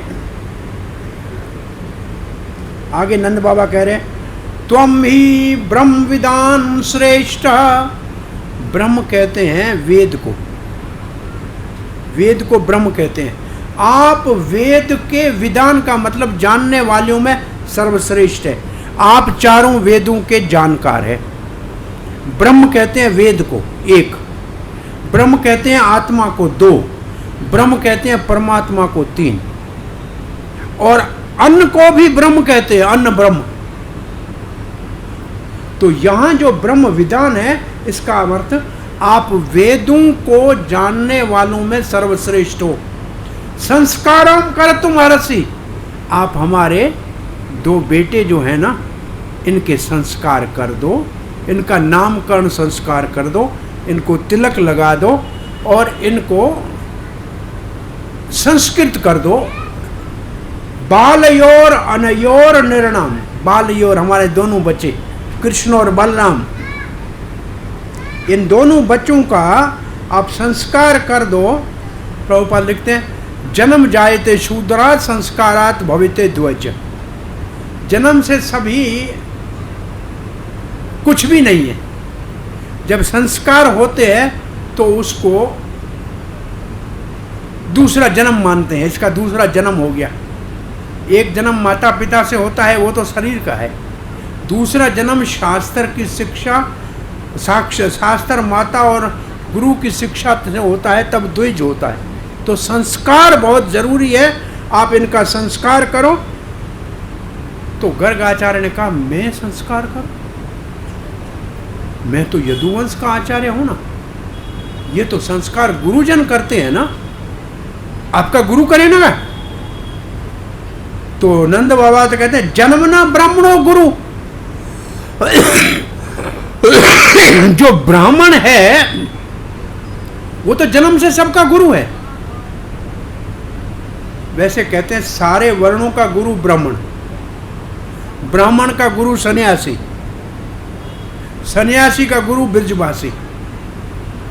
ये कहावत ऐसी है। तो सारे आप ब्राह्मण हो, आप तो सबके गुरु हो। और प्रभुपाद ने सारे तात्पर्य में लिखा है कि भगवान ने जो ये वर्ण व्यवस्था बनाई है, इसमें ब्राह्मण की आवश्यकता संसार में अति अधिक है, सब लोगों के मार्गदर्शन करने के लिए। ब्राह्मण है दिमाग की जगह पे, जो सारे शरीर का संचालन चलाता है। आदमी के हाथ अच्छे हों, पांव अच्छे हो, पेट अच्छा हो, दिमाग खराब हो तो किसी काम का है क्या? वो समाज में किसी काम का नहीं है। तो समाज में अगर ब्राह्मण नहीं है तो समाज का संस्कार कौन करेगा, शिक्षा कौन देगा? इसलिए प्रभुपाद ने कहा, हमने ये संस्था बनाई है लोगों को ब्राह्मण की शिक्षा देने के लिए। पहले ब्राह्मण बनेगा, फिर वैष्णव बन जाएगा, तो फिर सबका परोपकार भी करेगा और सबको शिक्षा भी देगा। इसलिए ये ब्राह्मण जो है, विशेष रूप से प्रभुपाद जी लिखते हैं, ब्राह्मणों की बहुत आवश्यकता है। और हमने, हमारा ये कृष्ण भावना आंदोलन लोगों को एक अवसर देता है कि आइए आप ब्राह्मण के संस्कारों से संपन्न हो जाइए। एक पढ़ा लिखा आदमी मेरे को मिला, उसने कहा वृंदावन में हम गए थे, सब मंदिरों को घूम के देखा, सब मंदिरों में जो ब्राह्मण है वही पुजारी है, उनका अपना पूजा का तरीका है, वो कर रहे हैं। एक ये आपका कृष्ण मंदिर बलराम मंदिर है, उसके अंदर जो जन्म से ब्राह्मण नहीं है वो भी पूजा करते हुए दिख रहे हैं, और कहीं नहीं दिख रहे। एक ही मंदिर है, वहाँ अफ्रीका का एक भक्त है हमारा, आप जाएंगे तो कभी गौर निताय की आरती करते हुए दिखेगा। वो भक्ति शास्त्री हमारे पास पढ़ा, भक्ति वैभव पढ़ रहा था, और भक्ति वैभव पढ़ लिया उसने। वो काला है वो आरती करता है उधर से। हमने आपको बताया था कभी कि अफ्रीका के मंदिर में प्राय आपने देखा है राधा रानी गोरी होती है और कृष्ण काले पत्थर का बना हुआ होता है, काला होता है। सो मंदिर में पर्दा था, भगवान को भोग लग रहा था और भक्त एक अंदर घंटी बजा रहा था, 2-4 बाहर बैठे थे। तो काले अफ्रीका के बंदूकें हाथ में लेकर लूटने के लिए मंदिर में आ गए और सबके कान के ऊपर बंदूक रख दी। इसके अंदर क्या है बताओ? अंदर भगवान है। बोला वो क्या होता है? पर्दे को हटाया तो अंदर काला कृष्ण देखा। बोला ये आपका भगवान है? बोला इसी की हम पूजा करते हैं। तो बंदूक रख के नाचने लगे। अरे काले की पूजा करते हो? बोला ये कौन है? बोला ये इसकी प्रिय पत्नी है। अच्छा, गोरी ने काले से शादी की है? बोला हाँ। बोला वाह, आप कालों की सेवा करते हो, हम आपको नहीं लूटेंगे। जय हो, काला की शादी गोरी से हो गई और आप भले आदमी हो, आप यहाँ बैठो, हम जा रहे हैं। प्रसाद खा के चले गए। वो मैं कह रहा था क्या बात कौन सी आई कि ये वो काला त्रिभुवन उसका नाम है, त्रिभुवन उसका नाम है। दीक्षा का वो आपको आरती करता हुआ दिखाई देगा कभी जाओगे तो। और रशियन कभी आरती करता हुआ दिखाई देगा और कभी बंगाली लड़का आरती करता हुआ दिखाई देगा। वो इन सबको शिक्षा दी ब्राह्मण की। और ये सिद्धांत समझना बहुत जरूरी है, शास्त्र में है ये सिद्धांत। ऋषभदेव भगवान के 100 पुत्रों में से 81 कर्मकांडी ब्राह्मण बने, 10 बड़े शासक बने, क्षत्रिय बने, 9 साधु योगेंद्र बने। तो एक ही बाप के कुछ बेटे ब्राह्मण, कुछ क्षत्रिय और कुछ साधु। तो जन्म से तो नहीं है ना इसका अर्थ। भाई जन्म से तो विश्वामित्र क्षत्रिय था, लेकिन हम उसको ऋषि करके पूछते हैं। और ब्राह्मण से ज़्यादा गायत्री मंत्र तो उन्होंने प्रकट किया। गायत्री के आचार्य तो विश्वामित्र है। तो बताइए, जन्म तो ब्राह्मण के घर में, वो क्षत्रिय के घर में हुआ है। तो जन्म से नहीं, शिक्षा से। और प्रभुपाद जी चक्रवर्ती पाद आके लिखते हैं, नंद बाबा आप इनको अब देखो, मैं एक तो बेटा है वसुदेव का, वो तो क्षत्रिय है, वो तो द्विज है ही। मैं नंद, एक मेरा बेटा है ये कृष्ण, मैं भी द्विज हूँ, वैश्य हूँ। तो इन दोनों का संस्कार आप कृपा करके कर लीजिए। इसका ब्राह्मण, इसका वैश्य विधि से कीजिए और इसका क्षत्रिय विधि से कीजिए। ये दोनों का संस्कार तो कर लीजिए। तो न उसने कहा अरे भाई गुरु का काम है ये। हाँ, आप तो ब्राह्मण हो, सबके गुरु हो। ब्राह्मण सबके गुरु होते हैं, इसलिए अन्य गुरु के ढूंढने की कोई आवश्यकता नहीं है। अब इतना जब नंद बाबा ने कहा तो गर्ग आचार्य क्या कहते हैं? श्री गर्गवाच यदुनाम हम आचार्य, मैं तो यदुवंशियों का आचार्य हूं। ख्यातश्च भुवि सर्वदा, ये मेरी ख्याति पूरे संसार में विख्यात है कि गर्गाचार्य यदुवंशियों का पुरोहित है। इस धरती के ऊपर सबको पता है इस बात का। सुतम मया संस्कृतम ते, अगर मैंने आपके बेटियों का संस्कार किया, मन्यते देवकी सुतम, तो कंस समझेगा कि देवकी का जो पुत्र 8वां दिखाई नहीं दिया और वो देवी ने कह दिया तुम्हें मारने वाला पैदा हो गया है, कंस को शक हो जाएगा। गर्गाचार्य नंद बाबा को सावधान कर रहे हैं कि मैं आचार्य हूं यदुवंश का।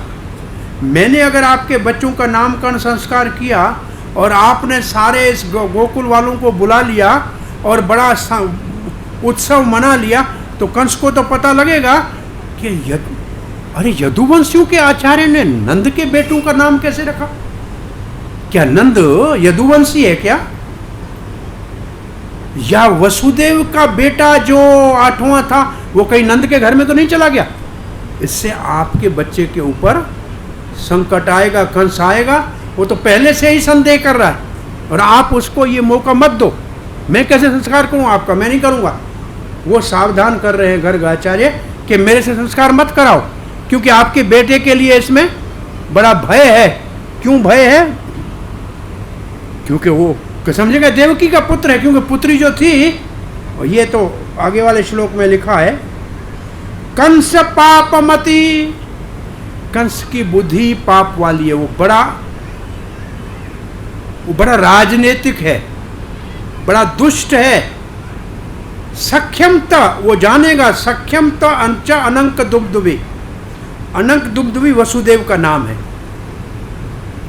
वसुदेव का जब जन्म हुआ था तो देवताओं के नगारे, ढोल, दुमदुमी अपने आप बज गई थी, बजाने से नहीं, अपने आप बज गई थी। तो उसका नाम हो गया अनंक दुग्धुवी। इसका मतलब वासुदेव आपका मित्र है, ये वो जान जाएगा। देवक्या अष्टम गर्भ हो, देवकी का जो 8वां गर्भ है, न स्त्री भवितुम, वो लड़की नहीं हो सकता, कंस जानता है। इति संचितयन, ये संदेह हो जाएगा, ऐसे कंस सोचेगा। श्रुत्वा देवक्या दारिका वच, उसने देवकी के बेटी के वचन सुने थे कि तुम्हें मारने वाला गोकुल में पैदा हो गया है। ये तो कहा था ना देवी ने आकाश में जाकर 8 भुजाएं धारण करके, और कंस देवी का भक्त था तो उसकी बात तो मानेगा, और वो संदेह करेगा। अपि हंता गता शंकस, और उसको शंका हो जाएगी ना, तो यहाँ आपके बच्चे के लिए खतरा है मारने के। त्रही तन्नो अन्यो भवेत, इसलिए आप मुझसे मत संस्कार कराओ, नहीं तो आपके बेटे के लिए बहुत बड़ा ये अच्छा नहीं है, ये अच्छा नहीं होगा, खतरा हो सकता है, इसलिए सावधान हो जाओ। प्रभुपाद जी लिखते हैं कि योग माया ने ये बात जो कही थी कि तुम्हें मारने वाला गोकुल में पैदा हो गया है, इस बात को लेके गर्ग आचार्य कहते हैं मुझसे संस्कार कराओगे तो ये संदेह हो जाएगा।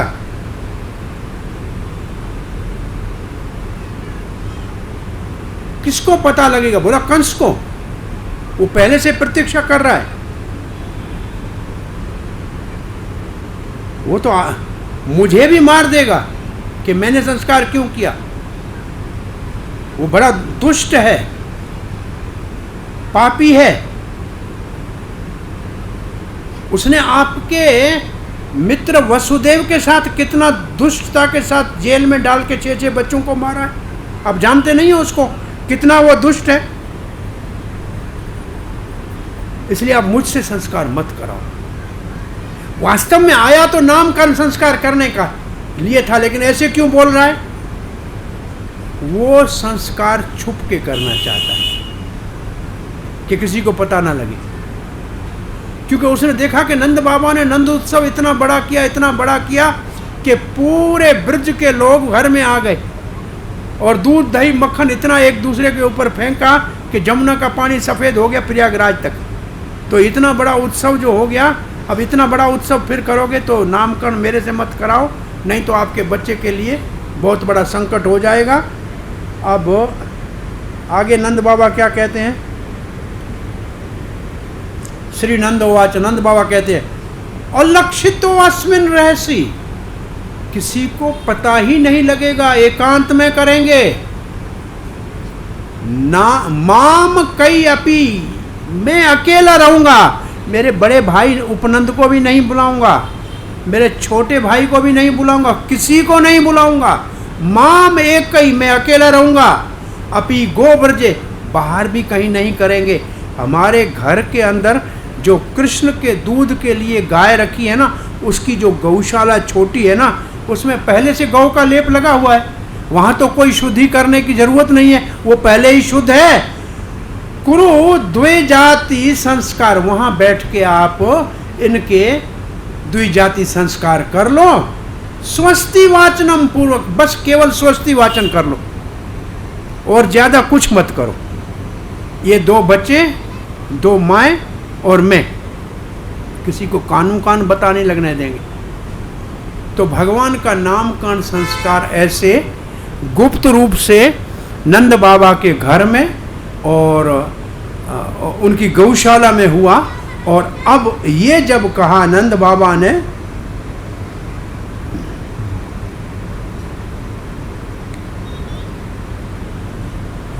प्रभुपाद ने इसके ऊपर भी तात्पर्य में लिखा है, गर्गाचार्य ने कहा मुझसे मत कराओ, लेकिन नंद बाबा इस मौके को गंवाना नहीं चाहते थे। इतना बड़ा ज्योतिष का विद्वान अपने आप चल के घर में आया है, ऐसा मौका मैं क्यों गंवाऊं? इसी के हाथ से तो संस्कार कराना ही चाहिए किसी भी हाल में। और इस भाव को देख के प्रभुपाद लिखते हैं, कल युग के अंदर लोगों ने संस्कार कराना ही छोड़ दिया, क्योंकि वो मंद है, सुमंद है, आलसी है, मंद मत्यो, उनकी बुद्धि भी बहुत मंद है और मंद भाग्य, उनका भाग्य भी बहुत खराब है। कल युग के लोगों का ये हाल है कि भाग्यशाली कोई साधु महात्मा आता है, उसका पूरा लाभ नहीं ले पाते हैं। और अब 3 बार स्वस्ति कर लो तो काम हो गया। क्या करना चाहिए? पुनः तु माम देव जनाः पुनः तु माम धिया पुनः तु विश्वभूतानि जाता वेदा पुनि माम। इतना कह देना बस हो गया स्वस्ति। ये वेद का मंत्र है। पवित्र करो हे सब देवताओं, पवित्र करो हमारी बुद्धि को, विश्व को पवित्र करो और हमें भी पवित्र करो। बस इतना कह के आप नाम इनका कर्ण संस्कार कर लीजिए। अब सुखदेव गोस्वामी कहते हैं, एवं संप्रार्थितो विप्र। इस प्रकार जब नंद बाबा ने अच्छी तरह से प्रार्थना की निम्रता पूर्वक, तो वो जो ब्राह्मण गर्ग विप्र था, स्वचिकित्सितम एव तत, वो तो आया ही इसी काम के लिए था। चकार नामकरणम, तो उन्होंने नामकरण संस्कार करने के लिए हाँ भर दी। गूढ़ो रहसी बालयो, एकांत में जहाँ किसी को पता नहीं लगे, दोनों बालकों का नामकरण गर्गाचार्य ने करने के लिए हाँ भर दी। आया तो इसी काम के लिए था, भेजा भी इसी काम के लिए था, लेकिन वो नंद बाबा को सावधान करना चाहता था कि इसको आप छुपा के करो, क्योंकि भगवान की भगवता दुनिया को पता नहीं लगना चाहिए।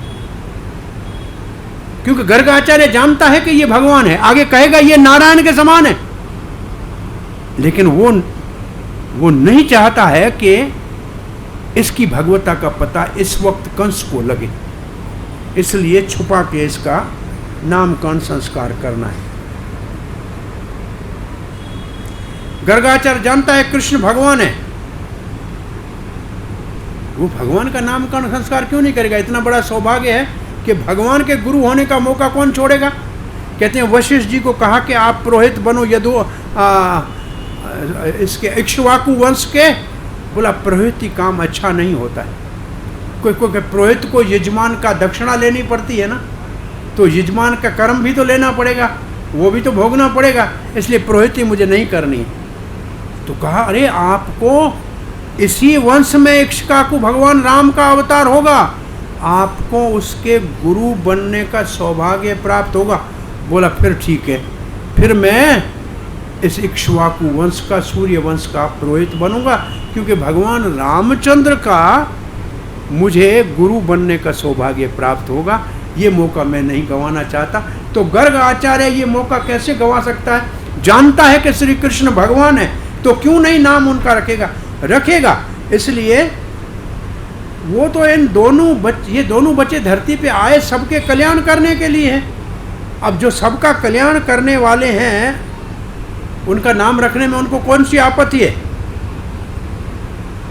परंतु फिर भी भक्त भगवान कृष्ण को कृष्ण न मान के अपना सखा मानेंगे, ग्वाल बाल कहेंगे तुमको जानते हैं, तुम कौन से बड़े हो, हमारे बराबर हो, हमारे मित्र हो, खेलना है तो जैसे हम कहते हैं ऐसे करो, नहीं तो चलो। तो भगवान को कोई भगवान करके यहाँ मानता ही नहीं है।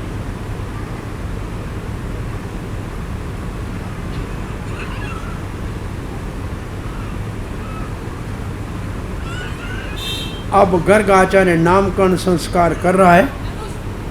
मेरे ख्याल में कब तक का प्रभु जी, कब तक क्लास को चलना चाहिए?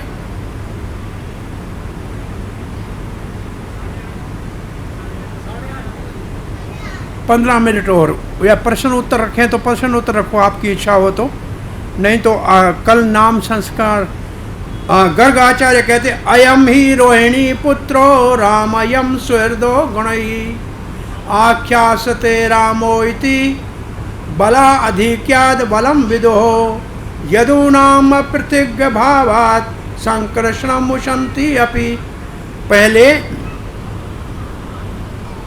अब कहते हैं कि दोनों माताएं आपस में सलाह कर रही है, रोहिणी और यशोदा, कि ये ब्राह्मण, इसको पता लगता है, जानता है, ज्योतिष कहते हैं, ऐसे करते हैं। यशोदा बलराम को आप गोद में ले लो, कृष्ण मेरे को दे दो, रोहिणी ने कहा, और ऐसे लेके बैठ गई। तो गर्गाचार्य ने यशोदा की ओर देख के कहा अयम, ये जो आपकी गोद में है ना, ये रोहिणी का बेटा है, और इसका, ये सबको इतना आनंद देगा, इसके लिए इसको राम कहेंगे। ये बड़ा बलशाली होगा और इसका बल सबकी रक्षा करेगा, इसलिए इसको बलभद्र कहेंगे। और क्यों कि ये यदुवंश को और आप नंद बाबा के वंश को आपस में मिलाएगा, इसलिए इसको संकर्षण कहेंगे। तो ना है तो एक दूसरे को देखने लगी यशोदा जी कि बड़ा पंडित होशियार है, सब जानता है, बच्चे को पहचान गया कौन सा किसका बेटा है। और आगे फिर कल हम कथा करेंगे कृष्ण का नाम कैसे कहते हैं 4-5 श्लोकों में।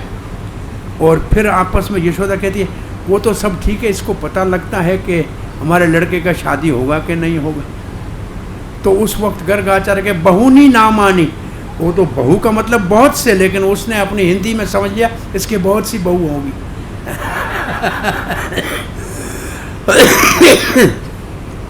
तो अब कैसे गर्ग आचार्य भगवान का नाम रखेगा और क्या कृष्ण के विषय में, बलराम के विषय में कहेगा। और फिर कृष्ण बलराम की बाल लीलाओं में रेंगने से लेके माखन चोरी और माखन चोरी से लेके मिट्टी खाने तक, तो ये कल और परसों हम इन लीलाओं का श्रवण करेंगे। आप कोई आज की कथा के विषय में या अन्य कोई प्रश्न जिज्ञासा है तो पूछ सकते हैं। हरे कृष्ण। किसी का कोई प्रश्न जिज्ञासा? शुरुआत हमने कैसे की थी? भगवान की लीला सुनने के लाभ, 6 लाभ थे। क्या लाभ थे 6? कोई बताओ। पहला लाभ, कान को आनंद। दूसरा लाभ, मन को शांति। तीसरा लाभ, भगवान में प्रीति। चौथा लाभ, दुनिया से विरक्ति। पांचवा लाभ, अस्तित्व की शुद्धि, अंतःकरण की शुद्धि। छठा लाभ, हरि भक्ति, भगवान से प्रेम। और सातवां लाभ, अंतिम लाभ क्या था? भगवान के भक्तों से मैत्री। ये 7 लाभ हैं कथा के। इसलिए परीक्षित कहता है मुझे ये कथा और सुनाओ, क्योंकि इस कथा से इतने सारे लाभ हैं कि हमारा जीवन धन्य हो जाएगा। और फिर विशेष रूप में हमने कथा शुरू की 8वां अध्याय भगवान का नामकरण संस्कार की। तो अब आपका कोई प्रश्न जिज्ञासा है तो पूछिए। है कोई?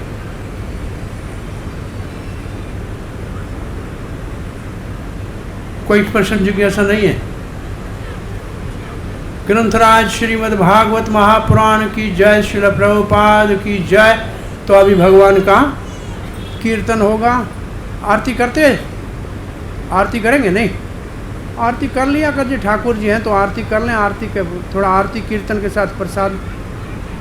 हरे कृष्णा प्रभु जी। हाँ जी। हरे कृष्णा प्रभु जी। हाँ जी बोलिए। प्रभु जी आप ये बोल रहे थे कि शादी करने से पहले इंसान को अपनी कुंडली मिलानी चाहिए, तो क्या भगवान राम और माता सीता जी की कुंडली नहीं मिलाई गई थी जो वो इतने परेशान हुए?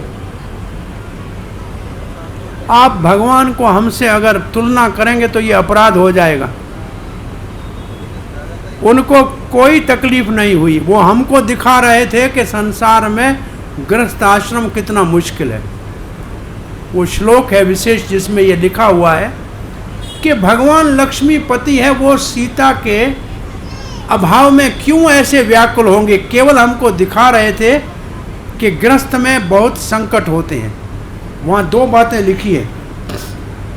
रामचंद्र जी ये सिखा रहे थे कि जीवन में अगर पत्नी का हाथ पकड़ा है तो उसकी रक्षा के लिए 7 समुद्र पार जाना पड़े, रावण से लड़ना पड़े तो भी लड़ो, पीछे मत हटना। अगर इतना हिम्मत नहीं है तो अच्छा है ब्रह्मचारी बन के साधु बनना, शादी के झंझट में मत पड़ना। ये विशेष लिखा हुआ है। तो बोली ये वाली बात तो आपकी ठीक है, उनको अपनी लिविंग स्टैंडर्ड के हिसाब से आप ये मान लो ना बिस्तर मिले ना कपड़े मिले, तो उसमें दुनिया को दिखाने की क्या जरूरत है। अरे भगवान के, आप भगवान को हमारे से तुलना दे रहे हैं, ये सबसे बड़ी हमारी नासमझी है। भगवान सदा ही आनंद में रहते हैं, उसको संसार के बिस्तर कपड़े की क्या जरूरत है। वो हमारे जैसे नहीं है भाई, वो उसमें आनंद उनका अपना है, उसको कौन समझ पाएगा।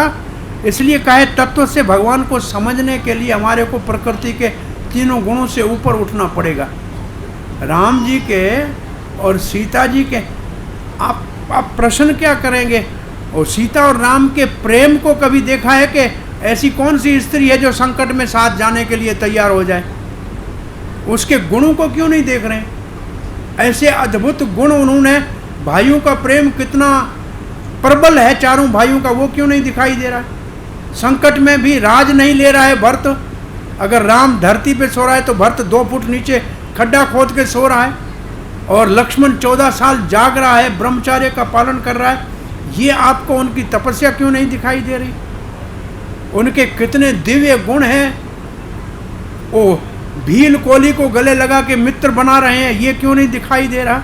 इतने सारे ऋषियों का जाके दर्शन दिया है उनको, उनका संग किया है। राम जी कहते हैं कि कहीं आपने अन्याय कर दिया, आपने भरत के लिए छोटा राज अयोध्या का मांग के मुझे पूरे वन का राज दे दिया। आपने अन्याय किया है, मेरे से अपने बेटे को कम दिया, मुझे ज़्यादा दिया। मुझे तो अब पूरे संसार का दर्शन करने को मिल जाएगा। भगवान तो आया ही संसार के उद्धार के लिए था। तो भगवान की और हमारी तुलना करने की कोई कष्ट नहीं। आप कहें कृष्ण 100 साल के लिए तो वृंदावन से चले गए द्वारका, कभी गोपियाँ कृष्ण से, राधा कृष्ण मिले ही नहीं 100 साल के लिए। अरे वो तो सदा ही साथ हैं। हमको सिखा रहे हैं कि कैसे भगवान की जुदाई में प्रेम करना सीखना चाहिए, कैसे भगवान को पाने के लिए कोई भी कष्ट आए उसको सहने में समर्थ होना चाहिए। ये सब शिक्षा के लिए है।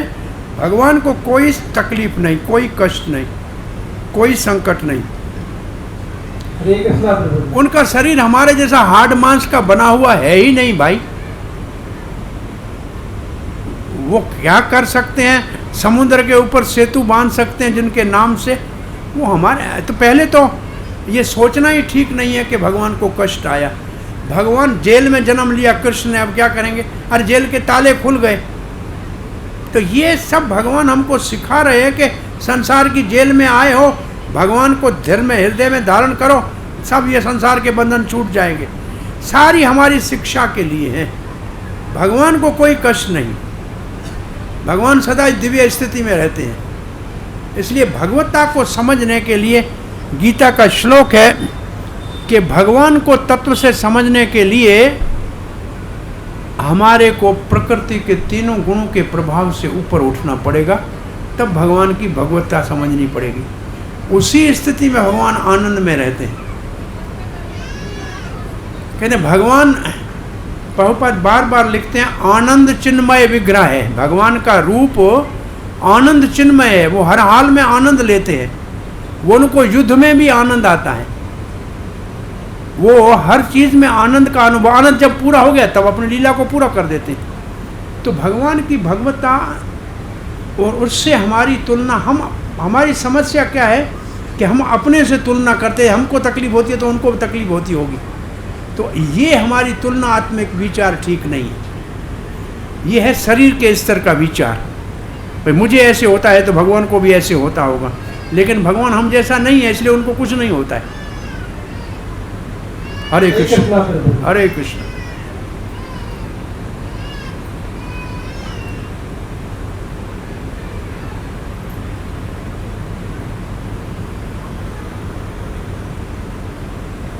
हरे कृष्णा। हरे कृष्ण।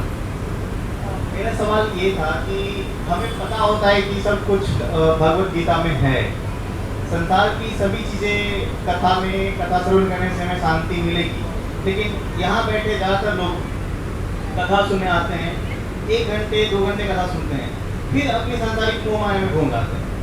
तो उन्हें ये चीज़ हमेशा ज्ञात नहीं रहता, चीज़ों को बार बार दोहराने के बाद भी तो हम इस चीज़ में लगे रहते हैं कि सांसारिक मोह माया ही सबसे बड़ी चीज़ है। तो प्रभु में ध्यान लगाने के लिए हमारे पास समय नहीं होता, कोशिश करने के बाद भी लगता है कि नहीं, इस समय हम नहीं निकाल पा रहे प्रभु के ध्यान के लिए, क्योंकि हमें लगता है कि सांसारिक मोह माया चीज़ में ज़रूरी है, परिवार जरूरी है, माता पिता जरूरी है, बच्चे जरूरी हैं, पढ़ाई लिखाई जरूरी है, ये सब चीज़ लगता है। मतलब लगता नहीं कि भगवान में ध्यान लगाना भी जरूरी है। इसको ये कहा जाए कि आध्यात्मिकता हमारे जीवन में प्रथमता है या एक व्यवहार है। प्रश्न ये है, हमने आध्यात्मिकता को व्यवहार समझ के रखा है, प्रथमता नहीं दी है, प्राथमिकता नहीं दी है, आध्यात्मिकता को व्यवहार में रखा है। मंदिर के आगे से गुजरेंगे तो हाथ जोड़ देंगे, कथा हो रही है तो आधा घंटा चले जाएंगे, हाजिरी लगा के आ जाएंगे, लेकिन हमने आध्यात्मिकता को प्राथमिकता नहीं दी, प्रायोरिटी नहीं दी है। तो इसके कारण हमको उतना लाभ नहीं हो रहा है जितना होना चाहिए, परंतु आपको लाभ हो रहा है, आपको पता नहीं लग रहा है। लेकिन जैसे गीली लकड़ी आग में डालने से जलती नहीं है, इसका अर्थ ये नहीं है कि आग अपना काम नहीं कर रही है, आग उसको सुखा रही है, लेकिन वो जल नहीं रही है कि वो गीली है। ऐसे कथा कीर्तन में आने से आपके जीवन पे प्रभाव आ रहा है, लेकिन दिख नहीं रहा है, क्योंकि अभी वो टाइम नहीं आया है। अभी आपके जीवन में परिवर्तन आ रहा है, लेकिन वो अभी बाहर नहीं दिख रहा है, आने से जरूर आएगा। नाम जपोगे, कथा में आओगे तो परिवर्तन जरूर आएगा। एक साधु से किसी ने कहा कि कथा में आते हैं तो बड़ा अच्छा लगता है कि भक्त बन जाएं, बाहर जाते हैं तो सब भूल जाते हैं। तो उन्होंने एक टोकरा पड़ा था, बांस का छाबड़ा, सामने नदी पड़ी थी, बोला जाके इसको भर के आओ। तो छापड़ा अंदर डाल के बाहर निकाल के सब पानी गैस बह जाए। 50 बार अंदर डाला, बाहर निकाला, पानी तो भरा नहीं। वापस आया का महाराज पानी भरा नहीं। बोला क्यों? बोला इसमें इतने बड़े बड़े होल पड़े हैं, इनमें से पानी बह गया। बोला भैया ऐसे तुम्हारी भी खोपड़ी के अंदर इतने दुनिया के विचारधारा के सोराख पड़े हुए, हम जो भी डालते हैं कथा वो बह जाती है। तो बेचारा दुखी होने लगा। तो बाबा ने कहा ठहरो, अब देखो इस टोकरे को, इस छाबड़े को अभी देखो, जब ले गए थे तब कैसा था? बोला महाराज मेला था, मिट्टी चढ़ी हुई थी, बहुत कड़क था। बोला आपने 50 बार पानी में डाला है, अब कैसा है? बोला धुल गया है, मिट्टी उतर गई है, थोड़ा नरम हो गया है। जो पहले सोराख 2 इंच का था वो अब 1.5 इंच का हो गया है, क्योंकि थोड़ा सा मोटा हो गया है पानी में जा जाके। बोला भाई भरा नहीं तो कोई बात नहीं, धुल के तो आया, कुछ नरम तो हुआ ना, घाटा तो नहीं हुआ ना। तो यहाँ आने से धुलाई हो जाती है और थोड़ा थोड़ा काम शुरू होता है, लेकिन पूरा होने में कभी 1 जन्म लग जाता है, कभी दूसरे जन्म में ये काम आपका आ जाएगा, लेकिन बेकार नहीं जाएगा। इसका दूसरा सरल उदाहरण ये है, आप 1 मिलीलीटर सेंट लगा के, खुशबू आएगी ना, और जाके सीधा किसी गटर में गिर जाएं, बाहर निकलेंगे तो खुशबू किसकी ज़्यादा होगी, सेंट वाली या गटर वाली? गटर वाली। तो हम यहाँ आते हैं 2 मिनट के लिए सेंट लगाते हैं, फिर सीधा जाके गटर में गिरते हैं, तो वो खुशबू ज़्यादा है। ये खराब नहीं हुई, लेकिन वो ज्यादा है। जी इसलिए फिर आपसे मैं प्रश्न पूछता हूँ, अगर ऐसा टोकरा 100 सोराख वाला हो और उसको भरा हुआ हमको चाहिए तो क्या करना चाहिए? जंगल लग जाएंगे हमें। नहीं, पानी में रख दो, भरा पड़ा रहेगा। भाई पानी में भरा पड़ा रहेगा कि नहीं? बस ऐसे भगवान की कथा में पड़े रहोगे तो भरे रहोगे, उठ निकलोगे तो फिर बह जाओगे। ये भी हो सकता है कि वो टोकरा किसी काम का नहीं रहेगा ना। हाँ? भगवान की भक्ति में हमेशा लीन रहेंगे, तो फिर कहने के लिए आएगा कि आप सांसारिक मोहमाया से दूर हो गए, माता पिता को आपने भूल गया। नहीं, सबकी सेवा की जा सकती है, भगवान की भक्ति के साथ सबकी सेवा की जा सकती है। कह रहा माता पिता नहीं, सारे संसार की जा सकती है, पूरे संसार को परिवार बनाया जा सकता है। भक्ति कोई संकीर्ण चीज नहीं है, बहुत विशाल चीज है। पहले एक परिवार है, फिर संसार परिवार बन जाता है, सबका भला किया जाता है। तो ये कोई कमी नहीं है, इसमें विस्तार बड़ा होता है। इसलिए भक्ति से आपका हृदय इतना विशाल होगा, परिवार को नहीं पूरे संसार को परिवार मान लोगे, सबका भलो करोगे। हरे कृष्ण।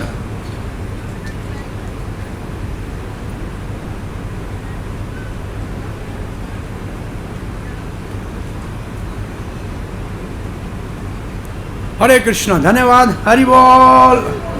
कीर्तन। आरती कल से कर लिया जाएगा। अच्छा, आरती होगी, सब में जाएगी। अच्छा है, 4:30 कर दी, इस टाइम कर लिया। वो तो अपनी कर लेते हैं, यहाँ सब